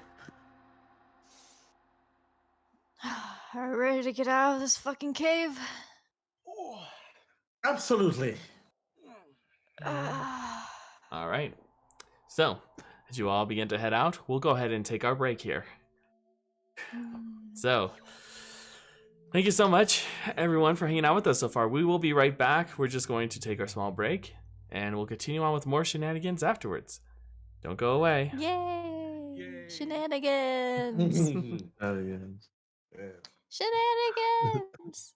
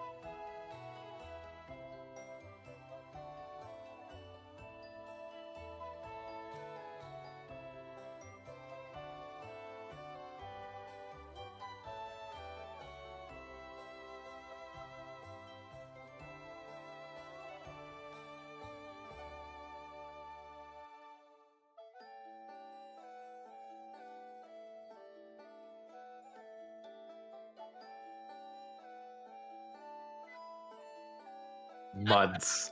In months. Yes. Welcome back. Hello. Hello. All right, so go ahead and pick up where we left off. So, alrighty. So, you all make your way out from the dome, back into the view of the city. Roric and Samuel, you notice that it seems like nothing had changed from yesterday. Or at least you think it was yesterday.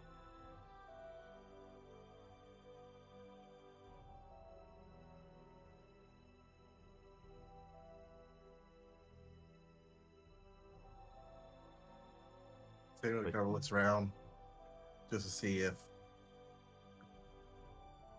he sees anything that would be potentially alarming or threatening. But since he doesn't really see anything, he turns to Zokalis. Can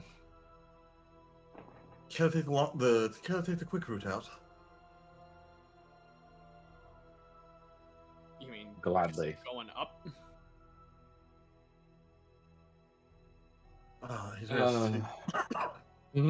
He looks around, kind of like looking up towards like the roof of the cavern, and then looks back at the rest of the group. Before turning to Zokalis, what do you say? Giant elves? Giant owls? Giant elves. Sounds splendid. So Samuel is going to step off a little bit, cast polymorph on himself, and transform into a giant owl. Okay. Zokalis does the same, but not before shouting, "It's morphin' time!" Okay. Got Go it. go Power Rangers. So, You just see Owl Samuels turn to Zokalis slowly, like full on owl, like full hit, 180 rotation, and then just slowly turn back and just go.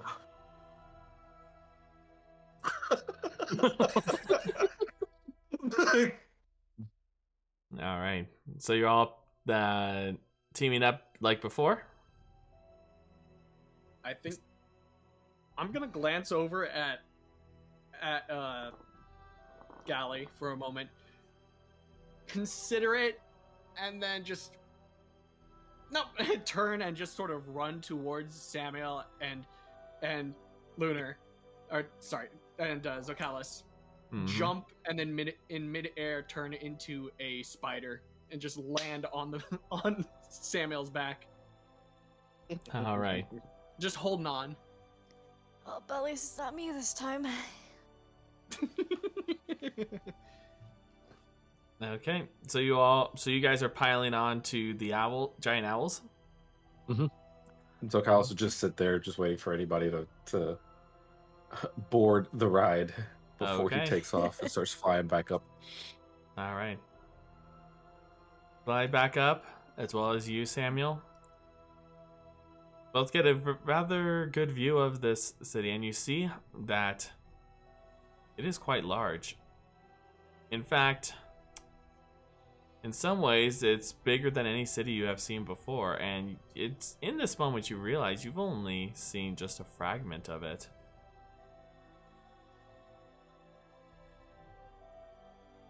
As you are continuing upward, going higher and higher, you eventually find that spot that you had where you had done your descent.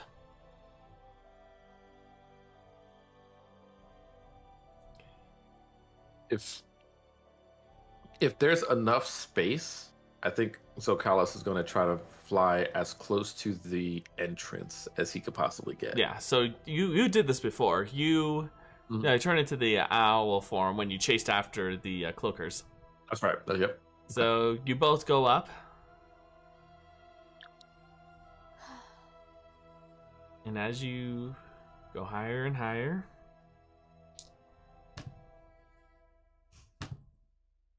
okay. Is our rope still there?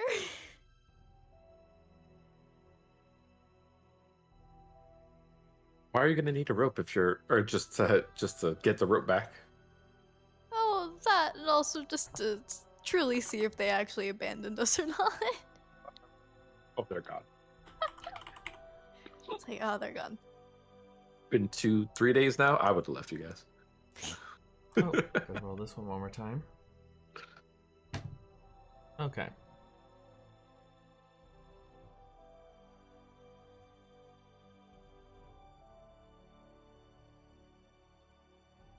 And oh yeah, okay, that's no problem. As you fly higher and higher, you see that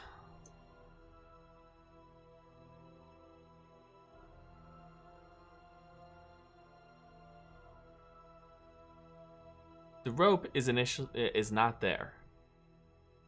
Oh.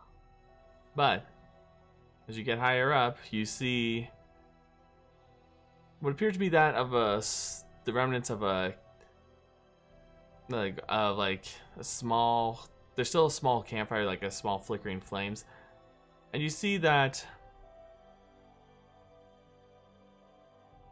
you see that Kira is there sitting before turning to look at you both as you all ascend, and you see Angelo, who seemed to be sleeping on one of those, not like the bedrolls, but you know those that they have for camps where it's like how do you describe it?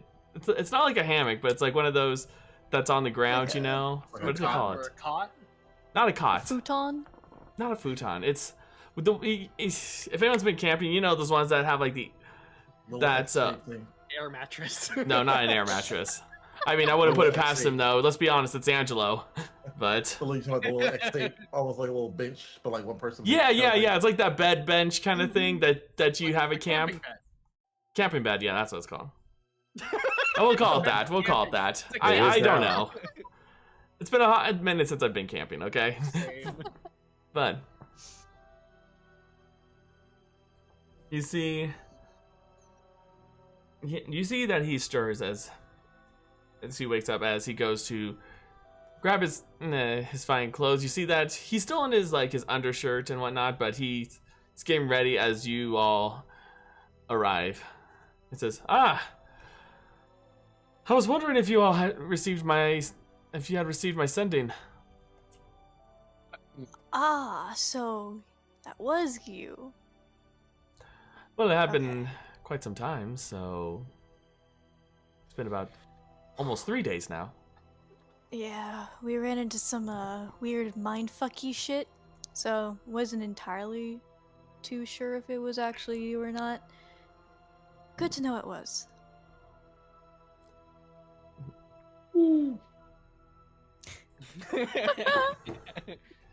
Gary's just looking at Do I understand that? I can speak Sylvan.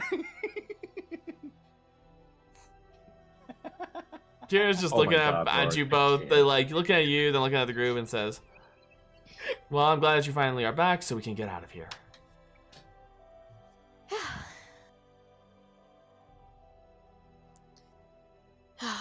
All right. Roric Spider just sort of moves up and is just on the top of Samuel's bird head.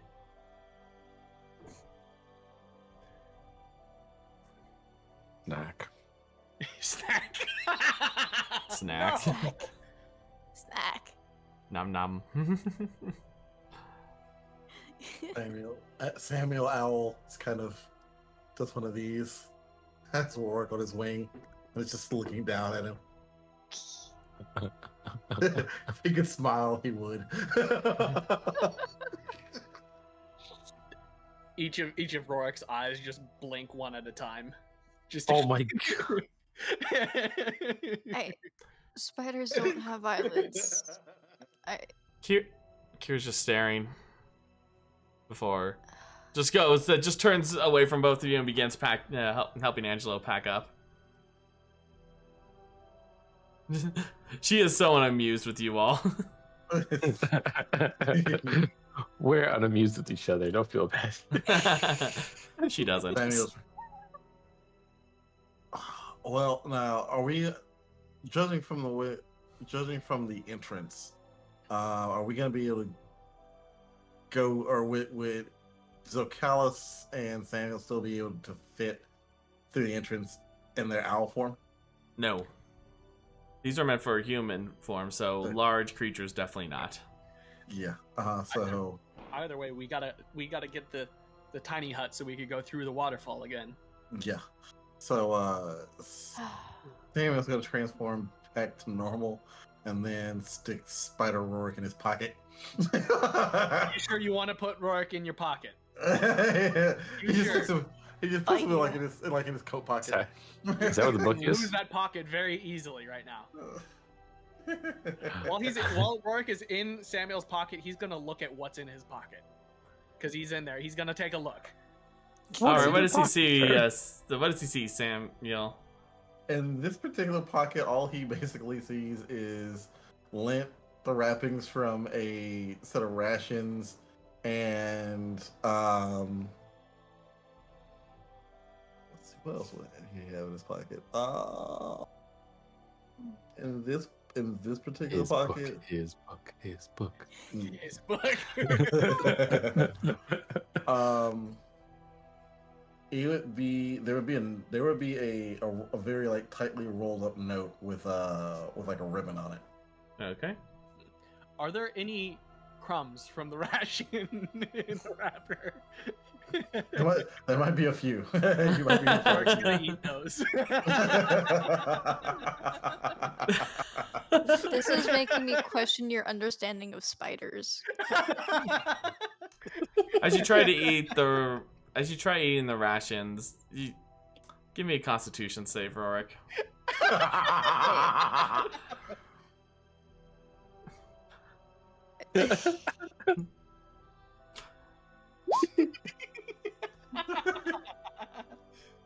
I'm gonna go get a fucking root beer. No, like So, Acre and Otter deals with like royal families and like Colonel armies. this shit. We're spiders and crumbs. They deal with royalty. They deal with political intrigue. We deal with. my god. okay, I'm gonna have to roll for this. Oh no. Roric, high or low? I'm gonna go with low. Wow, you are really lucky there. Oh. Hey, the earlier one was high, so. So, good news is Cow. you don't lose your spider form because you're trying to concentrate on that. But considering the fact spiders don't eat people food, you start you are like hacking, and if a spider could cough, it would. But you also, because of what's happening to you,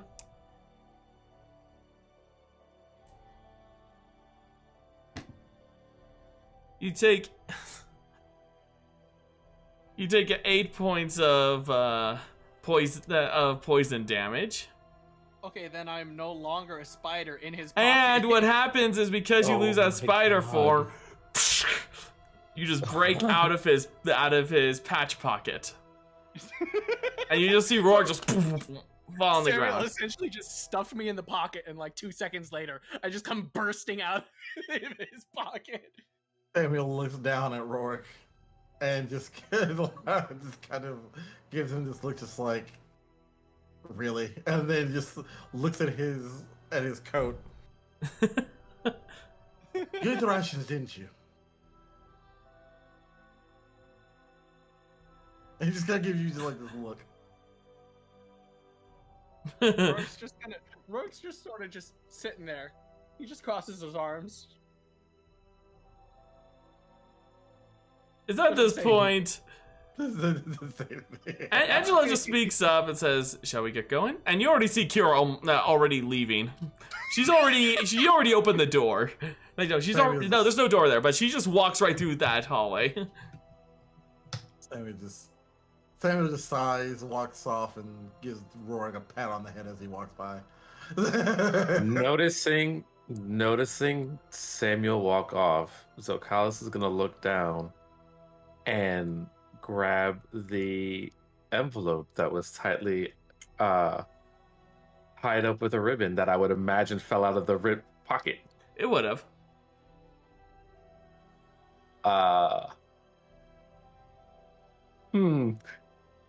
And contemplate some life decisions on if he wants to open this thing up or not. But he's gonna slowly trail. Yeah, he's gonna slowly trail the rest of the party as he holds this envelope in his hand. Mm-hmm. Roric just gets up and he sort of just dusts himself off, and sort of just heads on and just continues. Just goes following the rest of the group. Sometimes I really wonder if I'm actually the stupidest one here. Sometimes I think I'm not.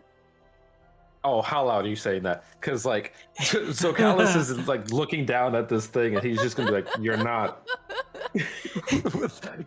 without even looking up. You're definitely not the stupidest one here. As he continues to walk off. It's starting to become a contest. It's genuinely a contest, which Rory, is concerning. The Darwin I love contest. But it's never been a contest, buddy. Wait a second. Actually, Nether, what's your intelligence? 10. Okay, Nether is actually the dumbest one here. I have a 12. That's... You have a 12. Oh my god. Anyway. Same wavelength as I mean, Zokalis, and yet if it you doesn't think feel that about way. A 10, it's average. He has just average intelligence. Oh god. So Let's fucking go. I'm just picturing it's like legally blonde kind of the intelligence, like oh yeah. like oh yeah, I know all this stuff about. Absolutely. Yeah, that's what I just picture it is. Nether is extremely smart when it comes to very specific things. Mm-hmm. I have a very, very specific set of knowledge. Mm-hmm. Yeah, It's like Dan versus everything. Hashtag street smarts. So Hey, Samuel.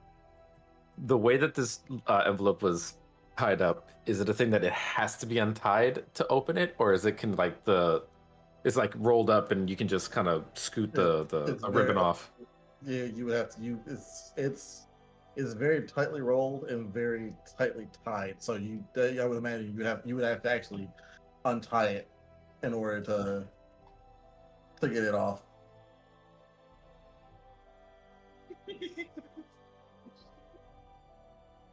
Are you leading the party? What's the pecking order here? pecking order.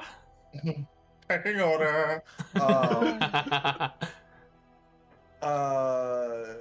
So Samuel he's at least behind Kira and Angelo. I don't know who else would have been in front of him.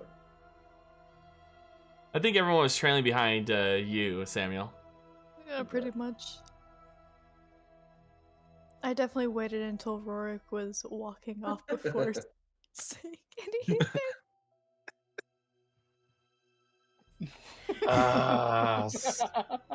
Samuel's gonna take a very deep, frustrated sigh with himself and put the stupid envelope in his pocket and just keep on following the party. Samuel? My pocket, not yours. You said Samuel. You did. Oh, Zokalis. Wait. Sorry, he's gonna take a very deep sigh and put the envelope in his pocket. Okay. Keep moving. I have an envelope now.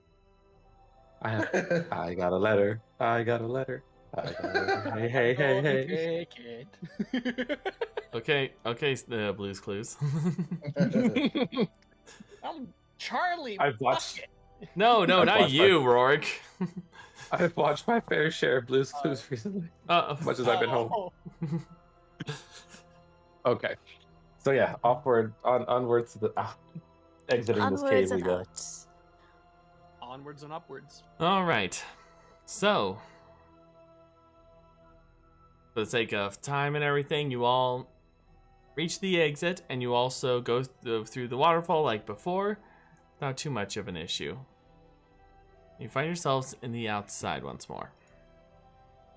And as you arrive outside, you begin to see how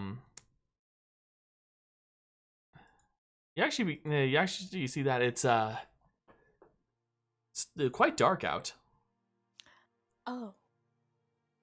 Stars are out. You see that, though you see at the tail end there seems to be there seems to be not as much of that rich dark blue darkness of the sky. You see that it's actually beginning to rise to is showing the faintest hint of a sunrise coming. Huh. Well, I guess our sleep schedules are slightly fucked. A little bit. Oh, well, Okay. Rest won't reset. So we head back to town and get the rest of this situated. I think we still have 2 more statues to find. We do, but if you think we need more to be prepared for, then it wouldn't hurt to go back.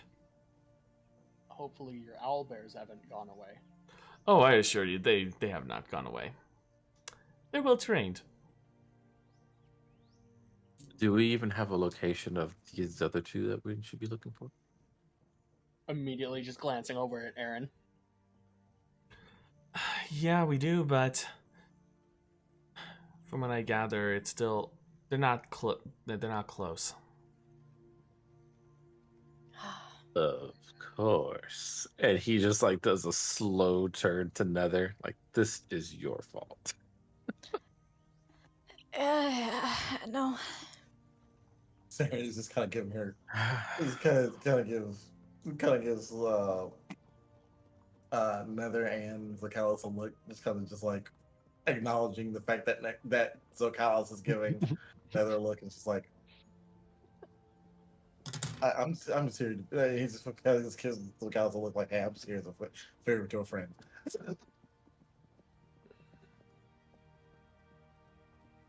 Okay. Off to owlbears. Up again. Oh, fuck yeah, we gotta go up again. Yep. How do you plan on going up? No. Because we're still in another fucking cavern. You're in this sort of ravine, essentially. God damn it. Holes within holes within holes. Digging up bubbles. Nether has a hole fixation, apparently. Diggy diggy hole. Diggy diggy hole. So, Putting your fingers in how the do holes you and things are happening. Well, Roric is being Roric. How are you guys planning to get up? We love you, Alex Roric. just looks all the way up to like where they need to go. It takes another sigh and looks back over to Samuel.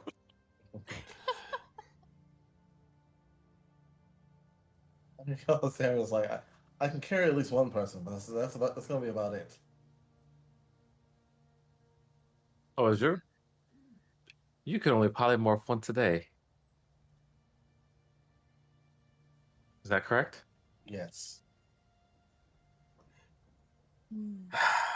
It's all right. We all need help sometimes. And as he says that, he pats Samuel's shoulder. And Okay. twin casts polymorph. Okay, you twin cast polymorph. So same thing as before. You fly. Yes. Yep. You all fly up and just for the sake of time, you all fly up, and you see where the owlbears are. They seem to be resting quite comfortably. You almost forget that they're just murderous little things. And they're sleeping. When I get to the top, I'm gonna sit down and I'm gonna start ritual casting something. Gonna work on ritual casting speak with animals. Okay, well that's going off. What are you? What about you, the two owls. What are you doing? Going to take a look far in the distance to make sure there's nowhere else that I have to climb before I get out of polymorph. Fair enough. Are we good? Yeah, you're good because you see the trees and everything. It's just the sky above you because it was like at the top. Super. Yeah. So he's gonna change back into, after everybody gets off him, he's gonna change back into himself. And while Roric is sitting there ritual casting, he's gonna find his owlbear and just kind of stand there with his arms folded and his eyes closed, and he's it's almost like in a meditative state. Essentially, he's working on getting his sorcery points back by switching out spell slots or whatever, but just magic sorcerer shenanigans. He's meditating. Okay. As you're doing that, you're doing that right in front of the owlbear. It just looks at you as you're doing this before. Just pecks you on top of the head with its beak.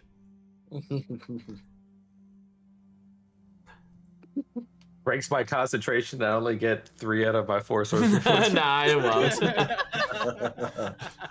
Don't worry, I wouldn't do that.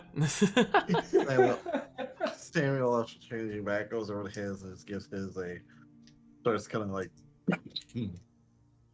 like patting his, just being very playful with it. Before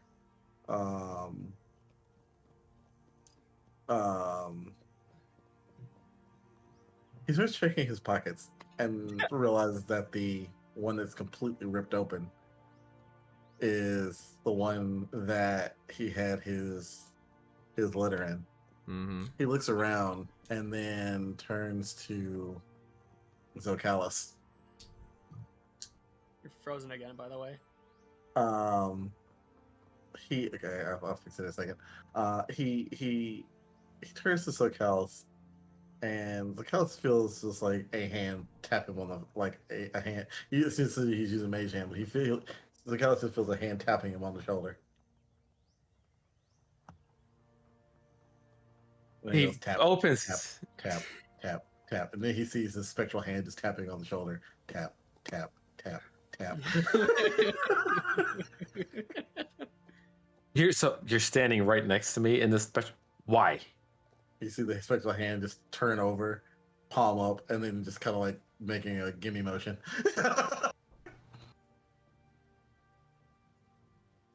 He summons his own mage hand and like gives your mage hand a high five.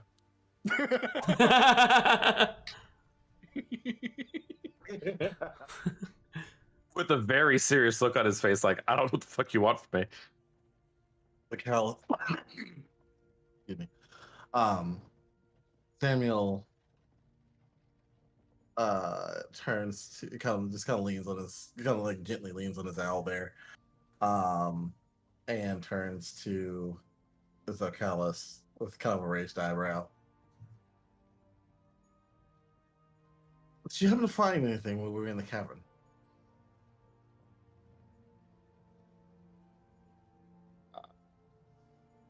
I found a mother brain. We found a beholder.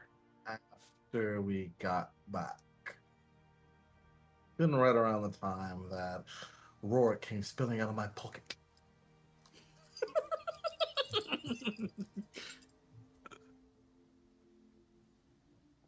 I found a good laugh out of that, actually. Piece of parchment. Can I help? Big. Did you lose something? Yes, piece of parchment. Yay big. Little ribbon tied around it.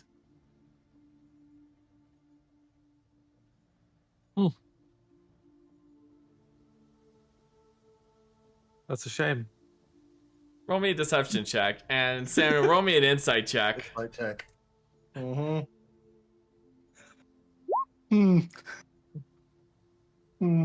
Strange. 17.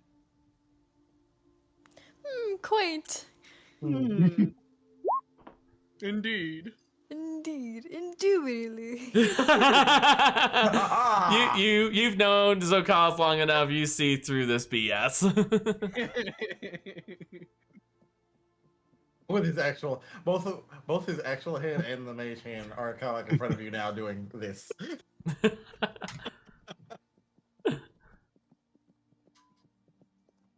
Let's just say one would happen to find this piece of parchment that fell out of your pocket. What's so special about it? That is none of your business. Friends should be able to share things with me.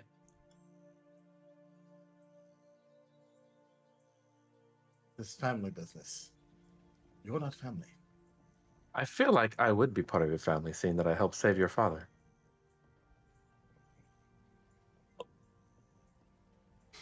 Okay. Samuel gives him the biggest fuck you of looks.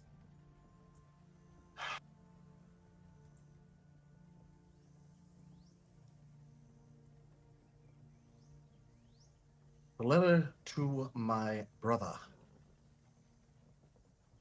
You must know. Now, may I have it back?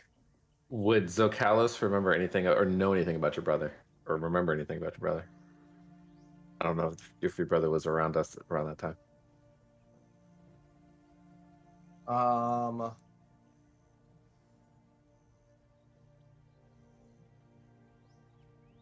He would vaguely know of Samuel's family, but he would he never would have actually met his brother.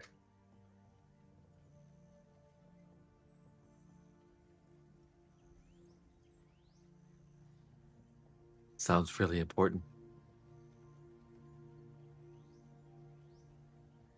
Rather is.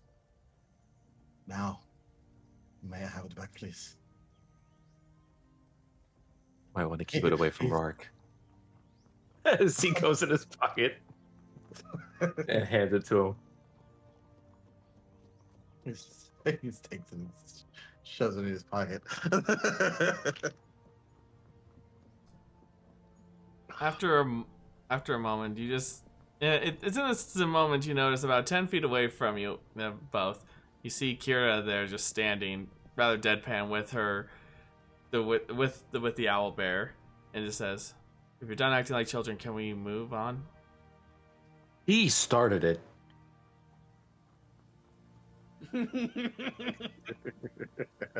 So, do we want to?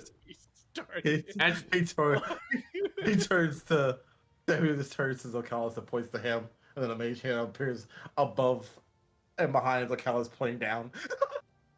So, while this is happening, you hear Angela say, "Well, we should probably move on to the next one if we want to take the opportunity." But you also hear Aaron say, "We could, but we might also, seeing how long it took us and the surprise we had, we probably want to go back and prepare a bit more." Fair enough. Stocking up on some supplies might be a bit helpful. Seeing as we're running low. Fair enough. Let us head back to Delarim. It'll also allow me time to, well, make sure we don't have any extra problems.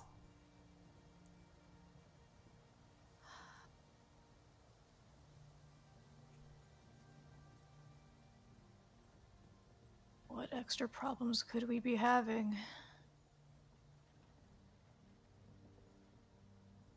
Well, you know how we had to avoid your extra problems.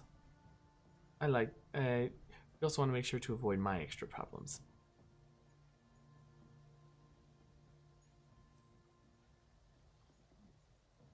Huh. Alright. So you're all heading back to Delarim? I believe that's the plan. Yeah, getting some health potions might be kind of nice.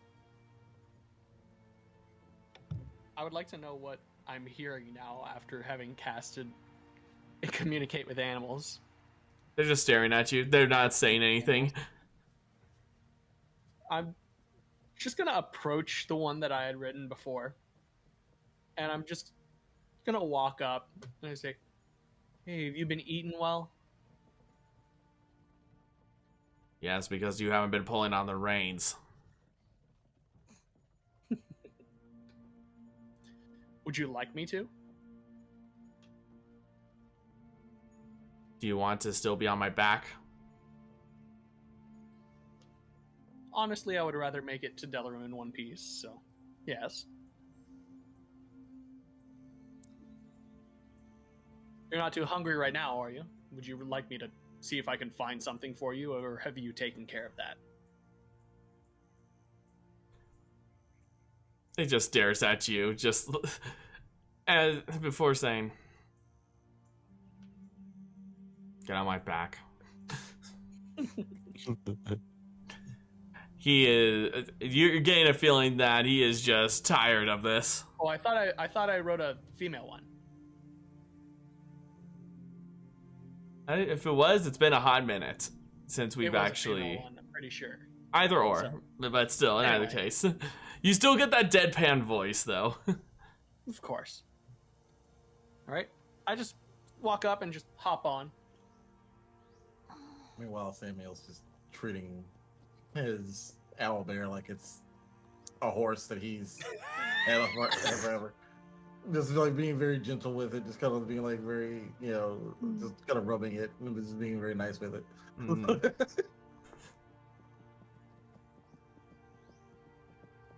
So, takes you a little bit of time, but after a few days, you make it back to Delarim. And as you arrive, you begin to notice that at the gates, there's not as many vendors as before.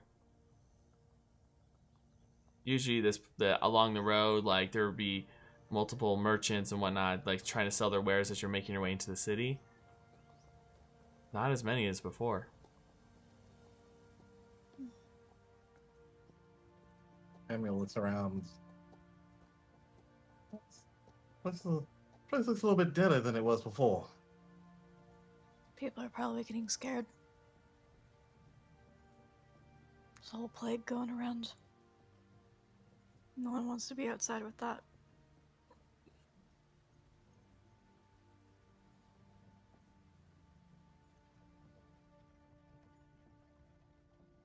Understandable. He looks around.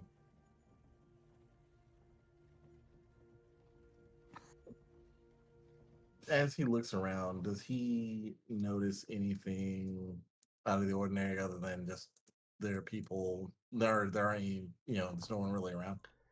Like any signs of a battle or skirmish or anything? You don't see any signs of a battle or any conflict. But you do see that as you're approaching, you see some of the vendors are keep it to themselves. They don't seem to be interacting with as many people like they used to among it wasn't uncommon for like the merchants and the vendors to be interacting and whatnot. But you see that they're keeping to themselves a little bit, and you even see some wearing some cloths around their mouth and nose, like as it was tied like in a bandana or something. As you notice with one of them begin to cough. Okay. Is there any foul smells or anything in the air? Give me a perception check.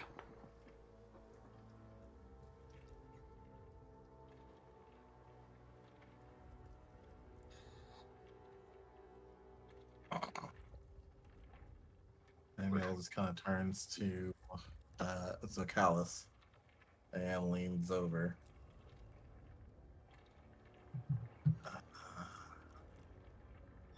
I'm beginning to think we may want to leave as soon as possible.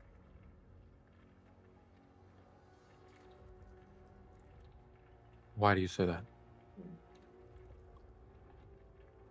If he looks around and he notices that there were people coughing, he just kind of turns to Zokalis and goes,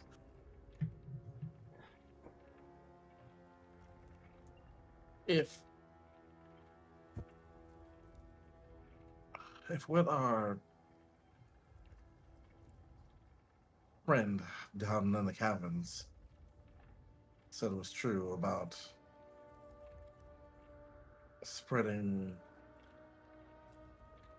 or being the source of the source of the plague, then I worry we may be somewhere that's a little too close to the source of the recent infection.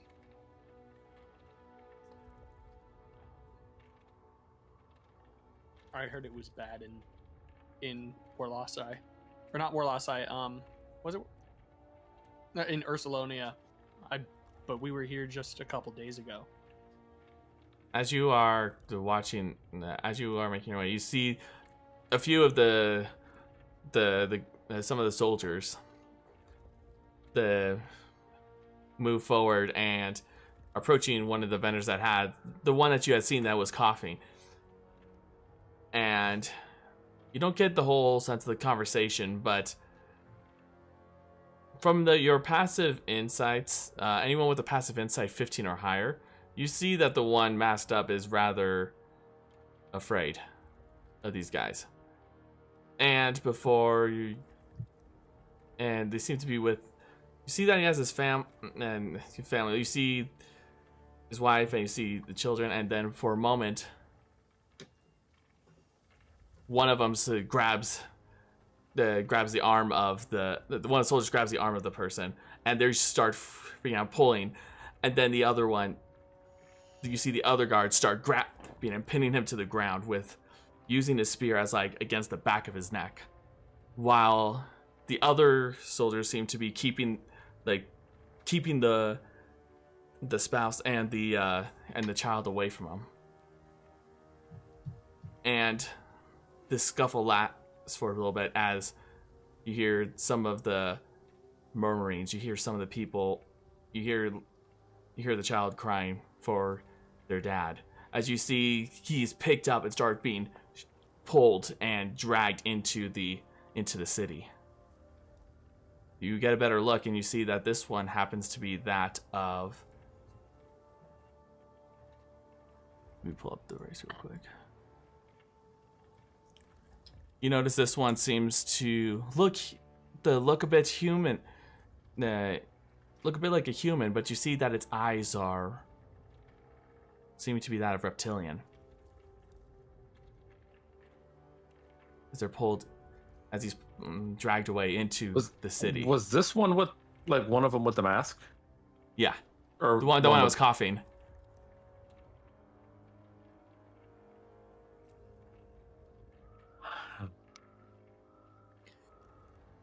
For as long as we're here, I recommend we keep our distance. Alice is laser focused on this situation that's happening in front of them. Samuel's watching and looking none too pleased about what's happening, and then glances over and sees Zokalis' face, and then just kind of has this look of just waiting to see what he does.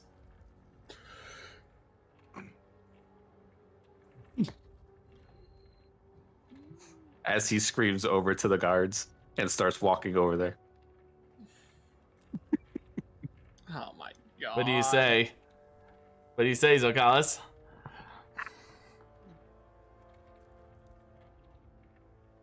Unhand him. Okay. Oh no.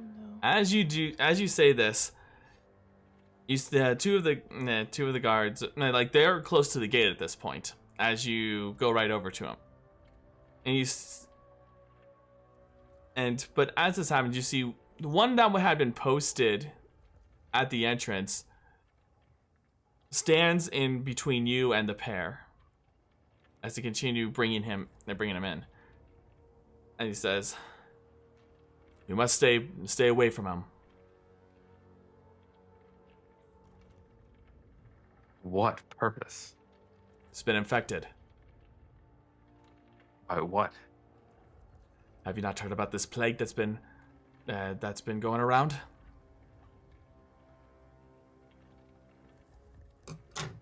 So you just have what, an area that you just throw all of your infected people in?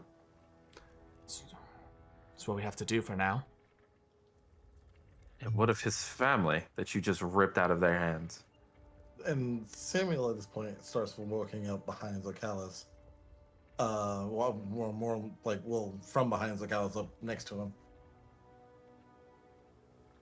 Aside from his family side, how are you certain that this man is infected with the same infection?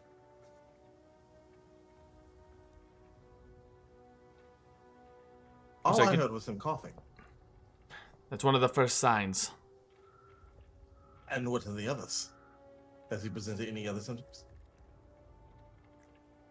There are others. There's coughing. You start to see boils appear on the skin.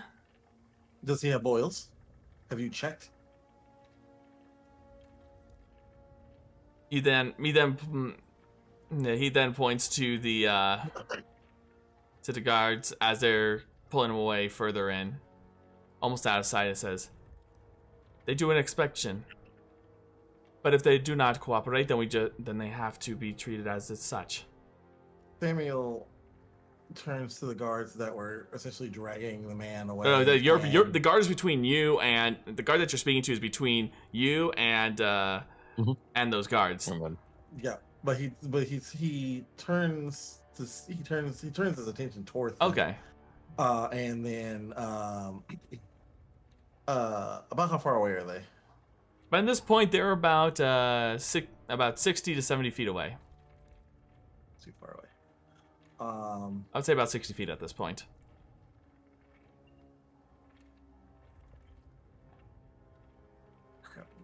Close enough to do that. So he, at this point, turns to the guard that we've been speaking to, and says, "So, without inspecting him further in a relatively clean and safe area, you take him back to your facility, at which point you will inspect him, where potentially he could possibly not be infected and then be exposed to whatever it is that you're worried about. Is that the way of it?" Shows any. If he had no symptoms or anything, then he has nothing to worry about. He wouldn't have tried to resist.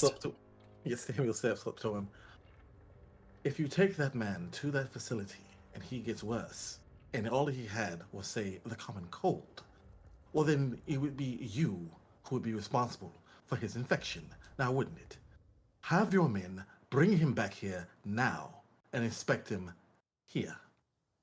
Give me an intimidation check. Intimidation. Our first intimidation check of this campaign. Really? Save it. That's a 12. Wait. Hold on. I have a thing. He has a thing. Does that work on me? Just me? Hold on. Make an ability check or save though. Okay. We use Dark One's own luck on this one. Alrighty. Intimidation. Come on. Damn, that's a 7.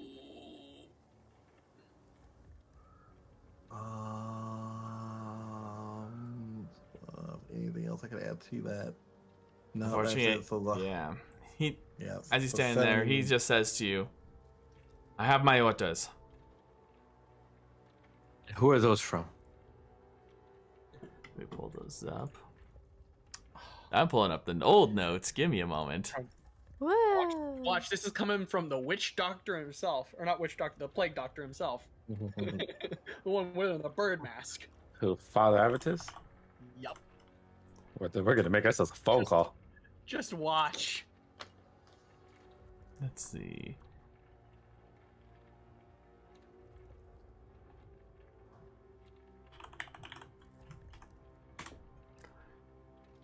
We're in Delaware, yes, Yes, you are. currently.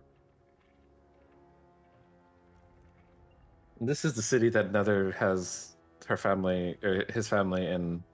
Correct. Okay.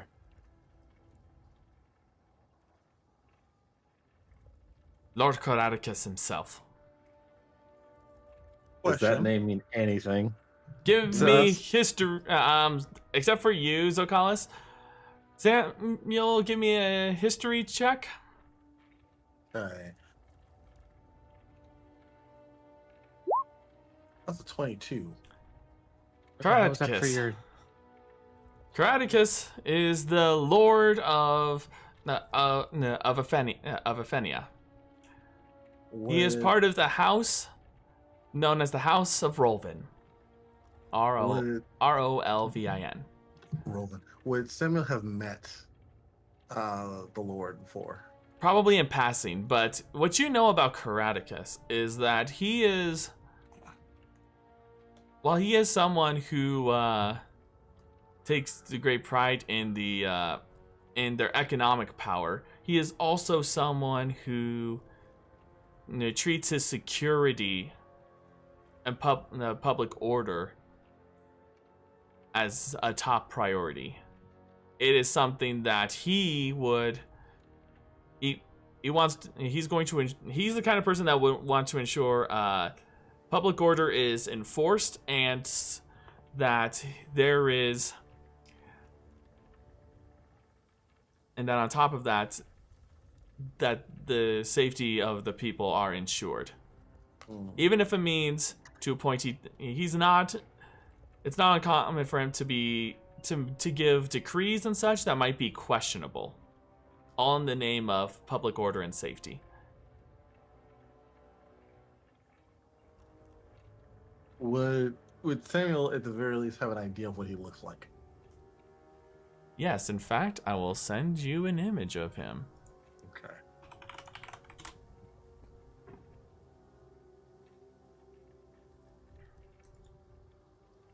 But what you would know about him is that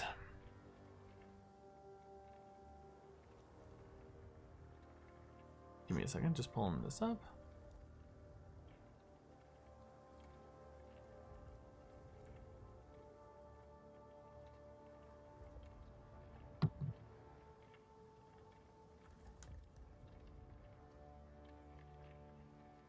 Okay, let's see.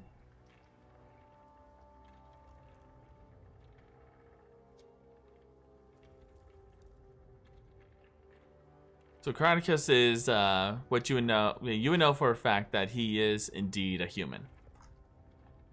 Age-wise, he's more probably in his late 30s, early 40s. So so right around that 40-year-old mark.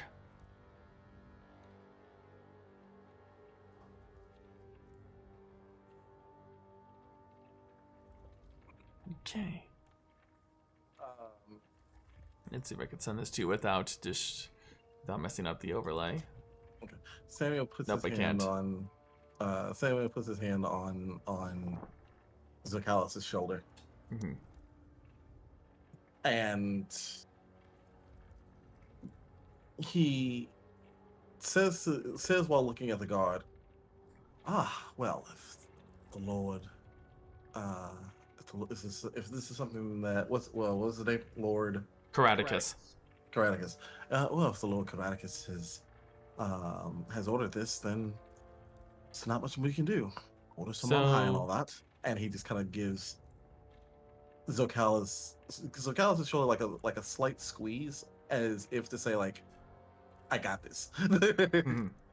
All right. So I'm sending this to you. Okay. Along with the name spelling.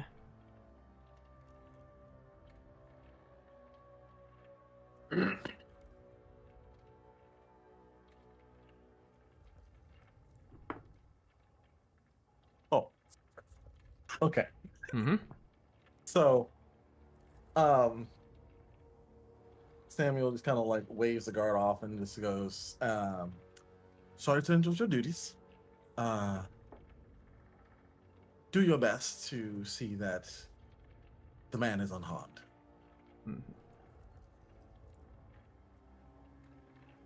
As this happens, you see that the trio are out of sight, and the guard goes back to his position, not saying another word. Samuel steps off and kind of eyes Zokalis as he walks away. And is the guard essentially facing where, or is the guard facing where the alley that they kind of turned down into? No, he's facing he's one of those guards that's he's standing facing towards the outside. Okay, and so they're further in, correct? Yeah, they're already gone. They're already gone from view. Okay, so Samuel is going to turn to Zokalis. I shall be right back. I give him a kind of a quick smirk, and he's going to cast Dimension Door down to the end of the street, where the other guards turned off. Are you doing this sneaky deaky or just? Yes, so he's. Yeah, give so me he's a sleight of doing- hand check, because this is for your magic that you're doing. Okay, sleight of hand.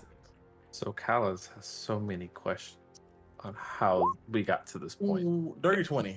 Okay. All right. So, you cast Dimension Door. And he. Do you cast that in front of me?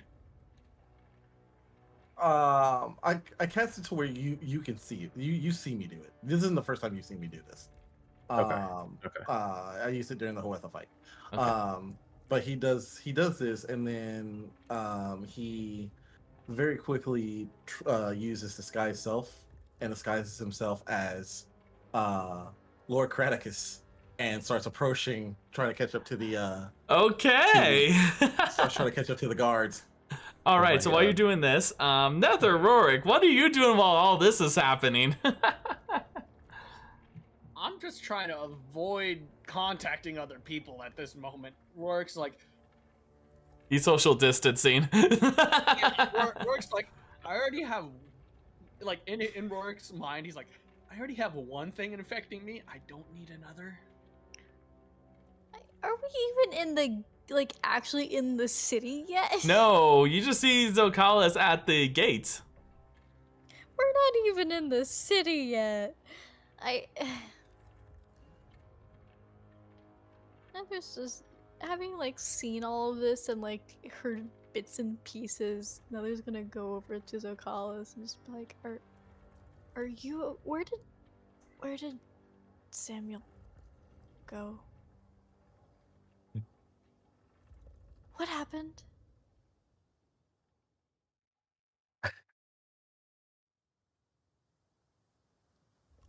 That's a great question.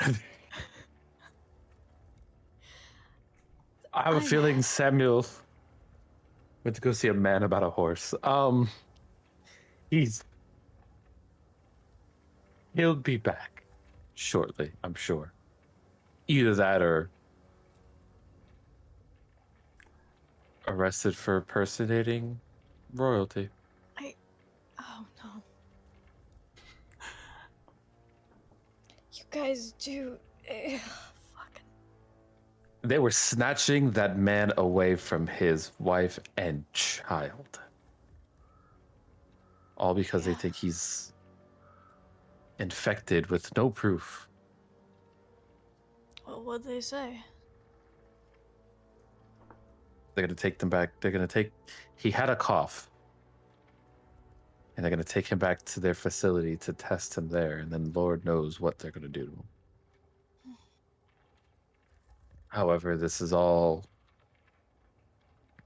based on the, newfound law of Lord Kraticus.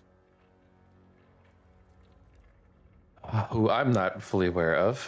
However, once Samuel heard that name, he got a look on his face that I've only seen but too many times of him having a plan. Unfortunately, many of those times it never panned out well. I really hope that it's not spring right now. Oh no. Nether would be fever. aware of who Lord Kraticus is. Yes, you would know that he is the Lord of Aphenia. Oh, looks like the Lord has some new rules put in place. That's You fun. would also know Kraticus is one of the, from your experience in your background, he's definitely someone who is a major thorn in the side of the Ebony Horns. Yep. Doesn't your family pretty much run this town? More or less, at least in the underground. If there's one thing that I've learned, it's that there's always a way to get around his little rules.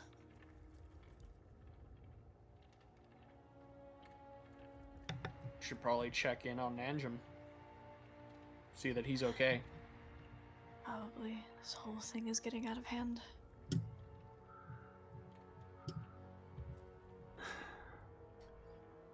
Aaron chimes in. This is probably going to be a messy situation then. Most likely. Well, the Inquisition does have a lot of ties and are in the pockets of, well, I should say, while the nobility are in the pockets of the Inquisition and vice versa a lot of times. I feel like this is something they wouldn't do. And Gali would chime in. Yes, the Inquisition does not have control over the security. The local security. That is something that the nobles would do. The houses control the country, we help them in a way. So you're saying that this is coming from the nobles of this country? Yes. Inquisition does not have much say in this kind of political matter. It's usually only when the nobility asks for help. And from what I'm seeing, seems Kraticus is doing this on his own terms. As he would. Alright, well, let's just at least get inside and maybe try to avoid people as much as we can. Looks like we're not buying supplies here.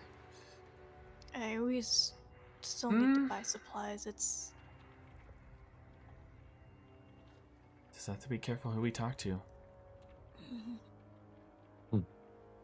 I'm sure Nether has some friends in the underground that would be willing to do business, at least. most Speaking of likely. friends in the other ground, do you have any that would be able to break somebody out of jail if needed?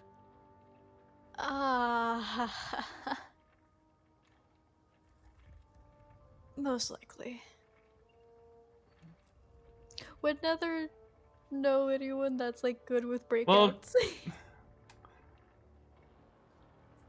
Well, you know a few people in the Ebony Horns who have broken out a few times.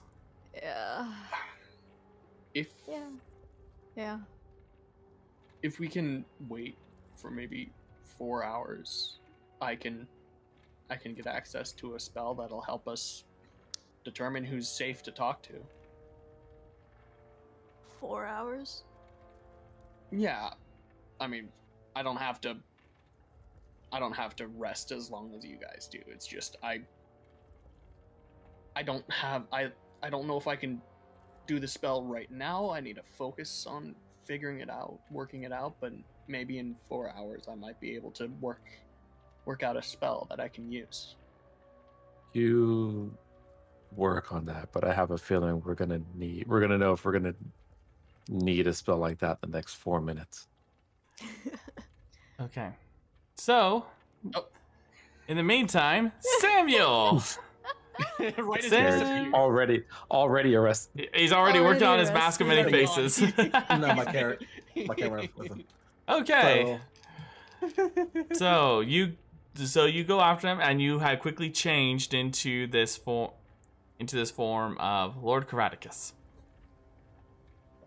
And you see, as you are going through the streets, you do see that it's actually relatively quiet. Few people are out, and you see them go through one of the narrower streets, and which definitely doesn't seem to have many people around. In fact, in the distance, just like around the bend, you begin to see the form of what appears to be that of a barracks, but also what appears to be that of a makeshift wall right beside it. Do I still see the two? Yes, you guys see in them the- just walking towards it. Okay. So, Lord Kraticus walks up to them, hands behind his back, and calls out to them. Excuse me. You there? Seem to Dots. stop. They seem to stop, and the one you see now that by this point this guy had been bound in the back with the his wrists are tied up in that, and you see one holding as he turns to look, and the other turns to look as well, looking towards you and says, "You hear what I'm saying? Zokalis? That is my name. Why are you carrying this man into the quarantine area? You see, as you are doing that, asking this, you see, the one who's holding him. You just see him kick the back of his knees to make him kneel. And says, "Kneel before your lord." And you see the other one. You see one. He's keeping the one who he bows, but he's still holding on to the bindings, while the other is looking to you, and just gives that bow. But you notice that he seemed, just from the tilt in his, you see with the helmet, it's a bit odd, as he says, "Following your commands, my lord, to quarantine those who have been infected." Quarantine this man because he's been infected. Are you sure about that? Has he been inspected?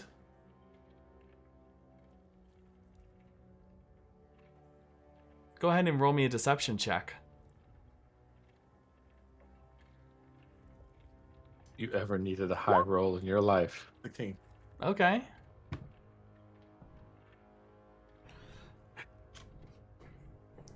Looks to you for a moment, and then does a little bit more of a bow. Says, "We were going off to. Well, we were under the impression that he was indeed infected, as he seemed to show symptoms of it and refused to come along with us." Do you know who this man is? I do not. Takes a step forward, hands behind his back, looks this man dead in the Mm-hmm. eye. He's saying about like not looking at you directly. He looks him dead in the eye. Okay. He's the grandson of Major Linux. Go ahead and roll me another deception check. And because you were successful on the last one, go ahead and do it with advantage. Man, Thank God. Thank He's goodness. about to get both. He's about to get 2 17. people killed. Holy shit. Oh my God. I fucking can't. This is almost the same tier as when Nether did the 2 nat 20s at disadvantage. Oh my god. Okay. Okay. Oh no. He seems to go quiet for a moment and says, My apologies, my lord. It seemed... I had no idea it was someone that you might be close to. Close to. Major Linux was a hero. He fell at the Battle of Northern Volk. Major Linux answered with his life, as you should do if you have any sense of honor. Now let that man go.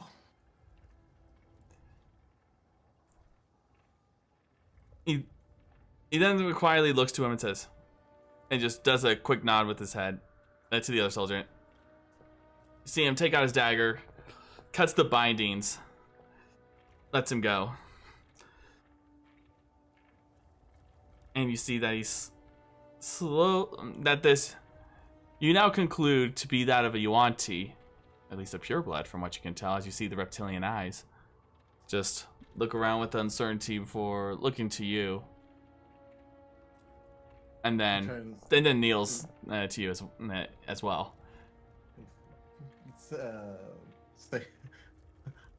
Lord Kraticus kind of gives him a motion and waves him off.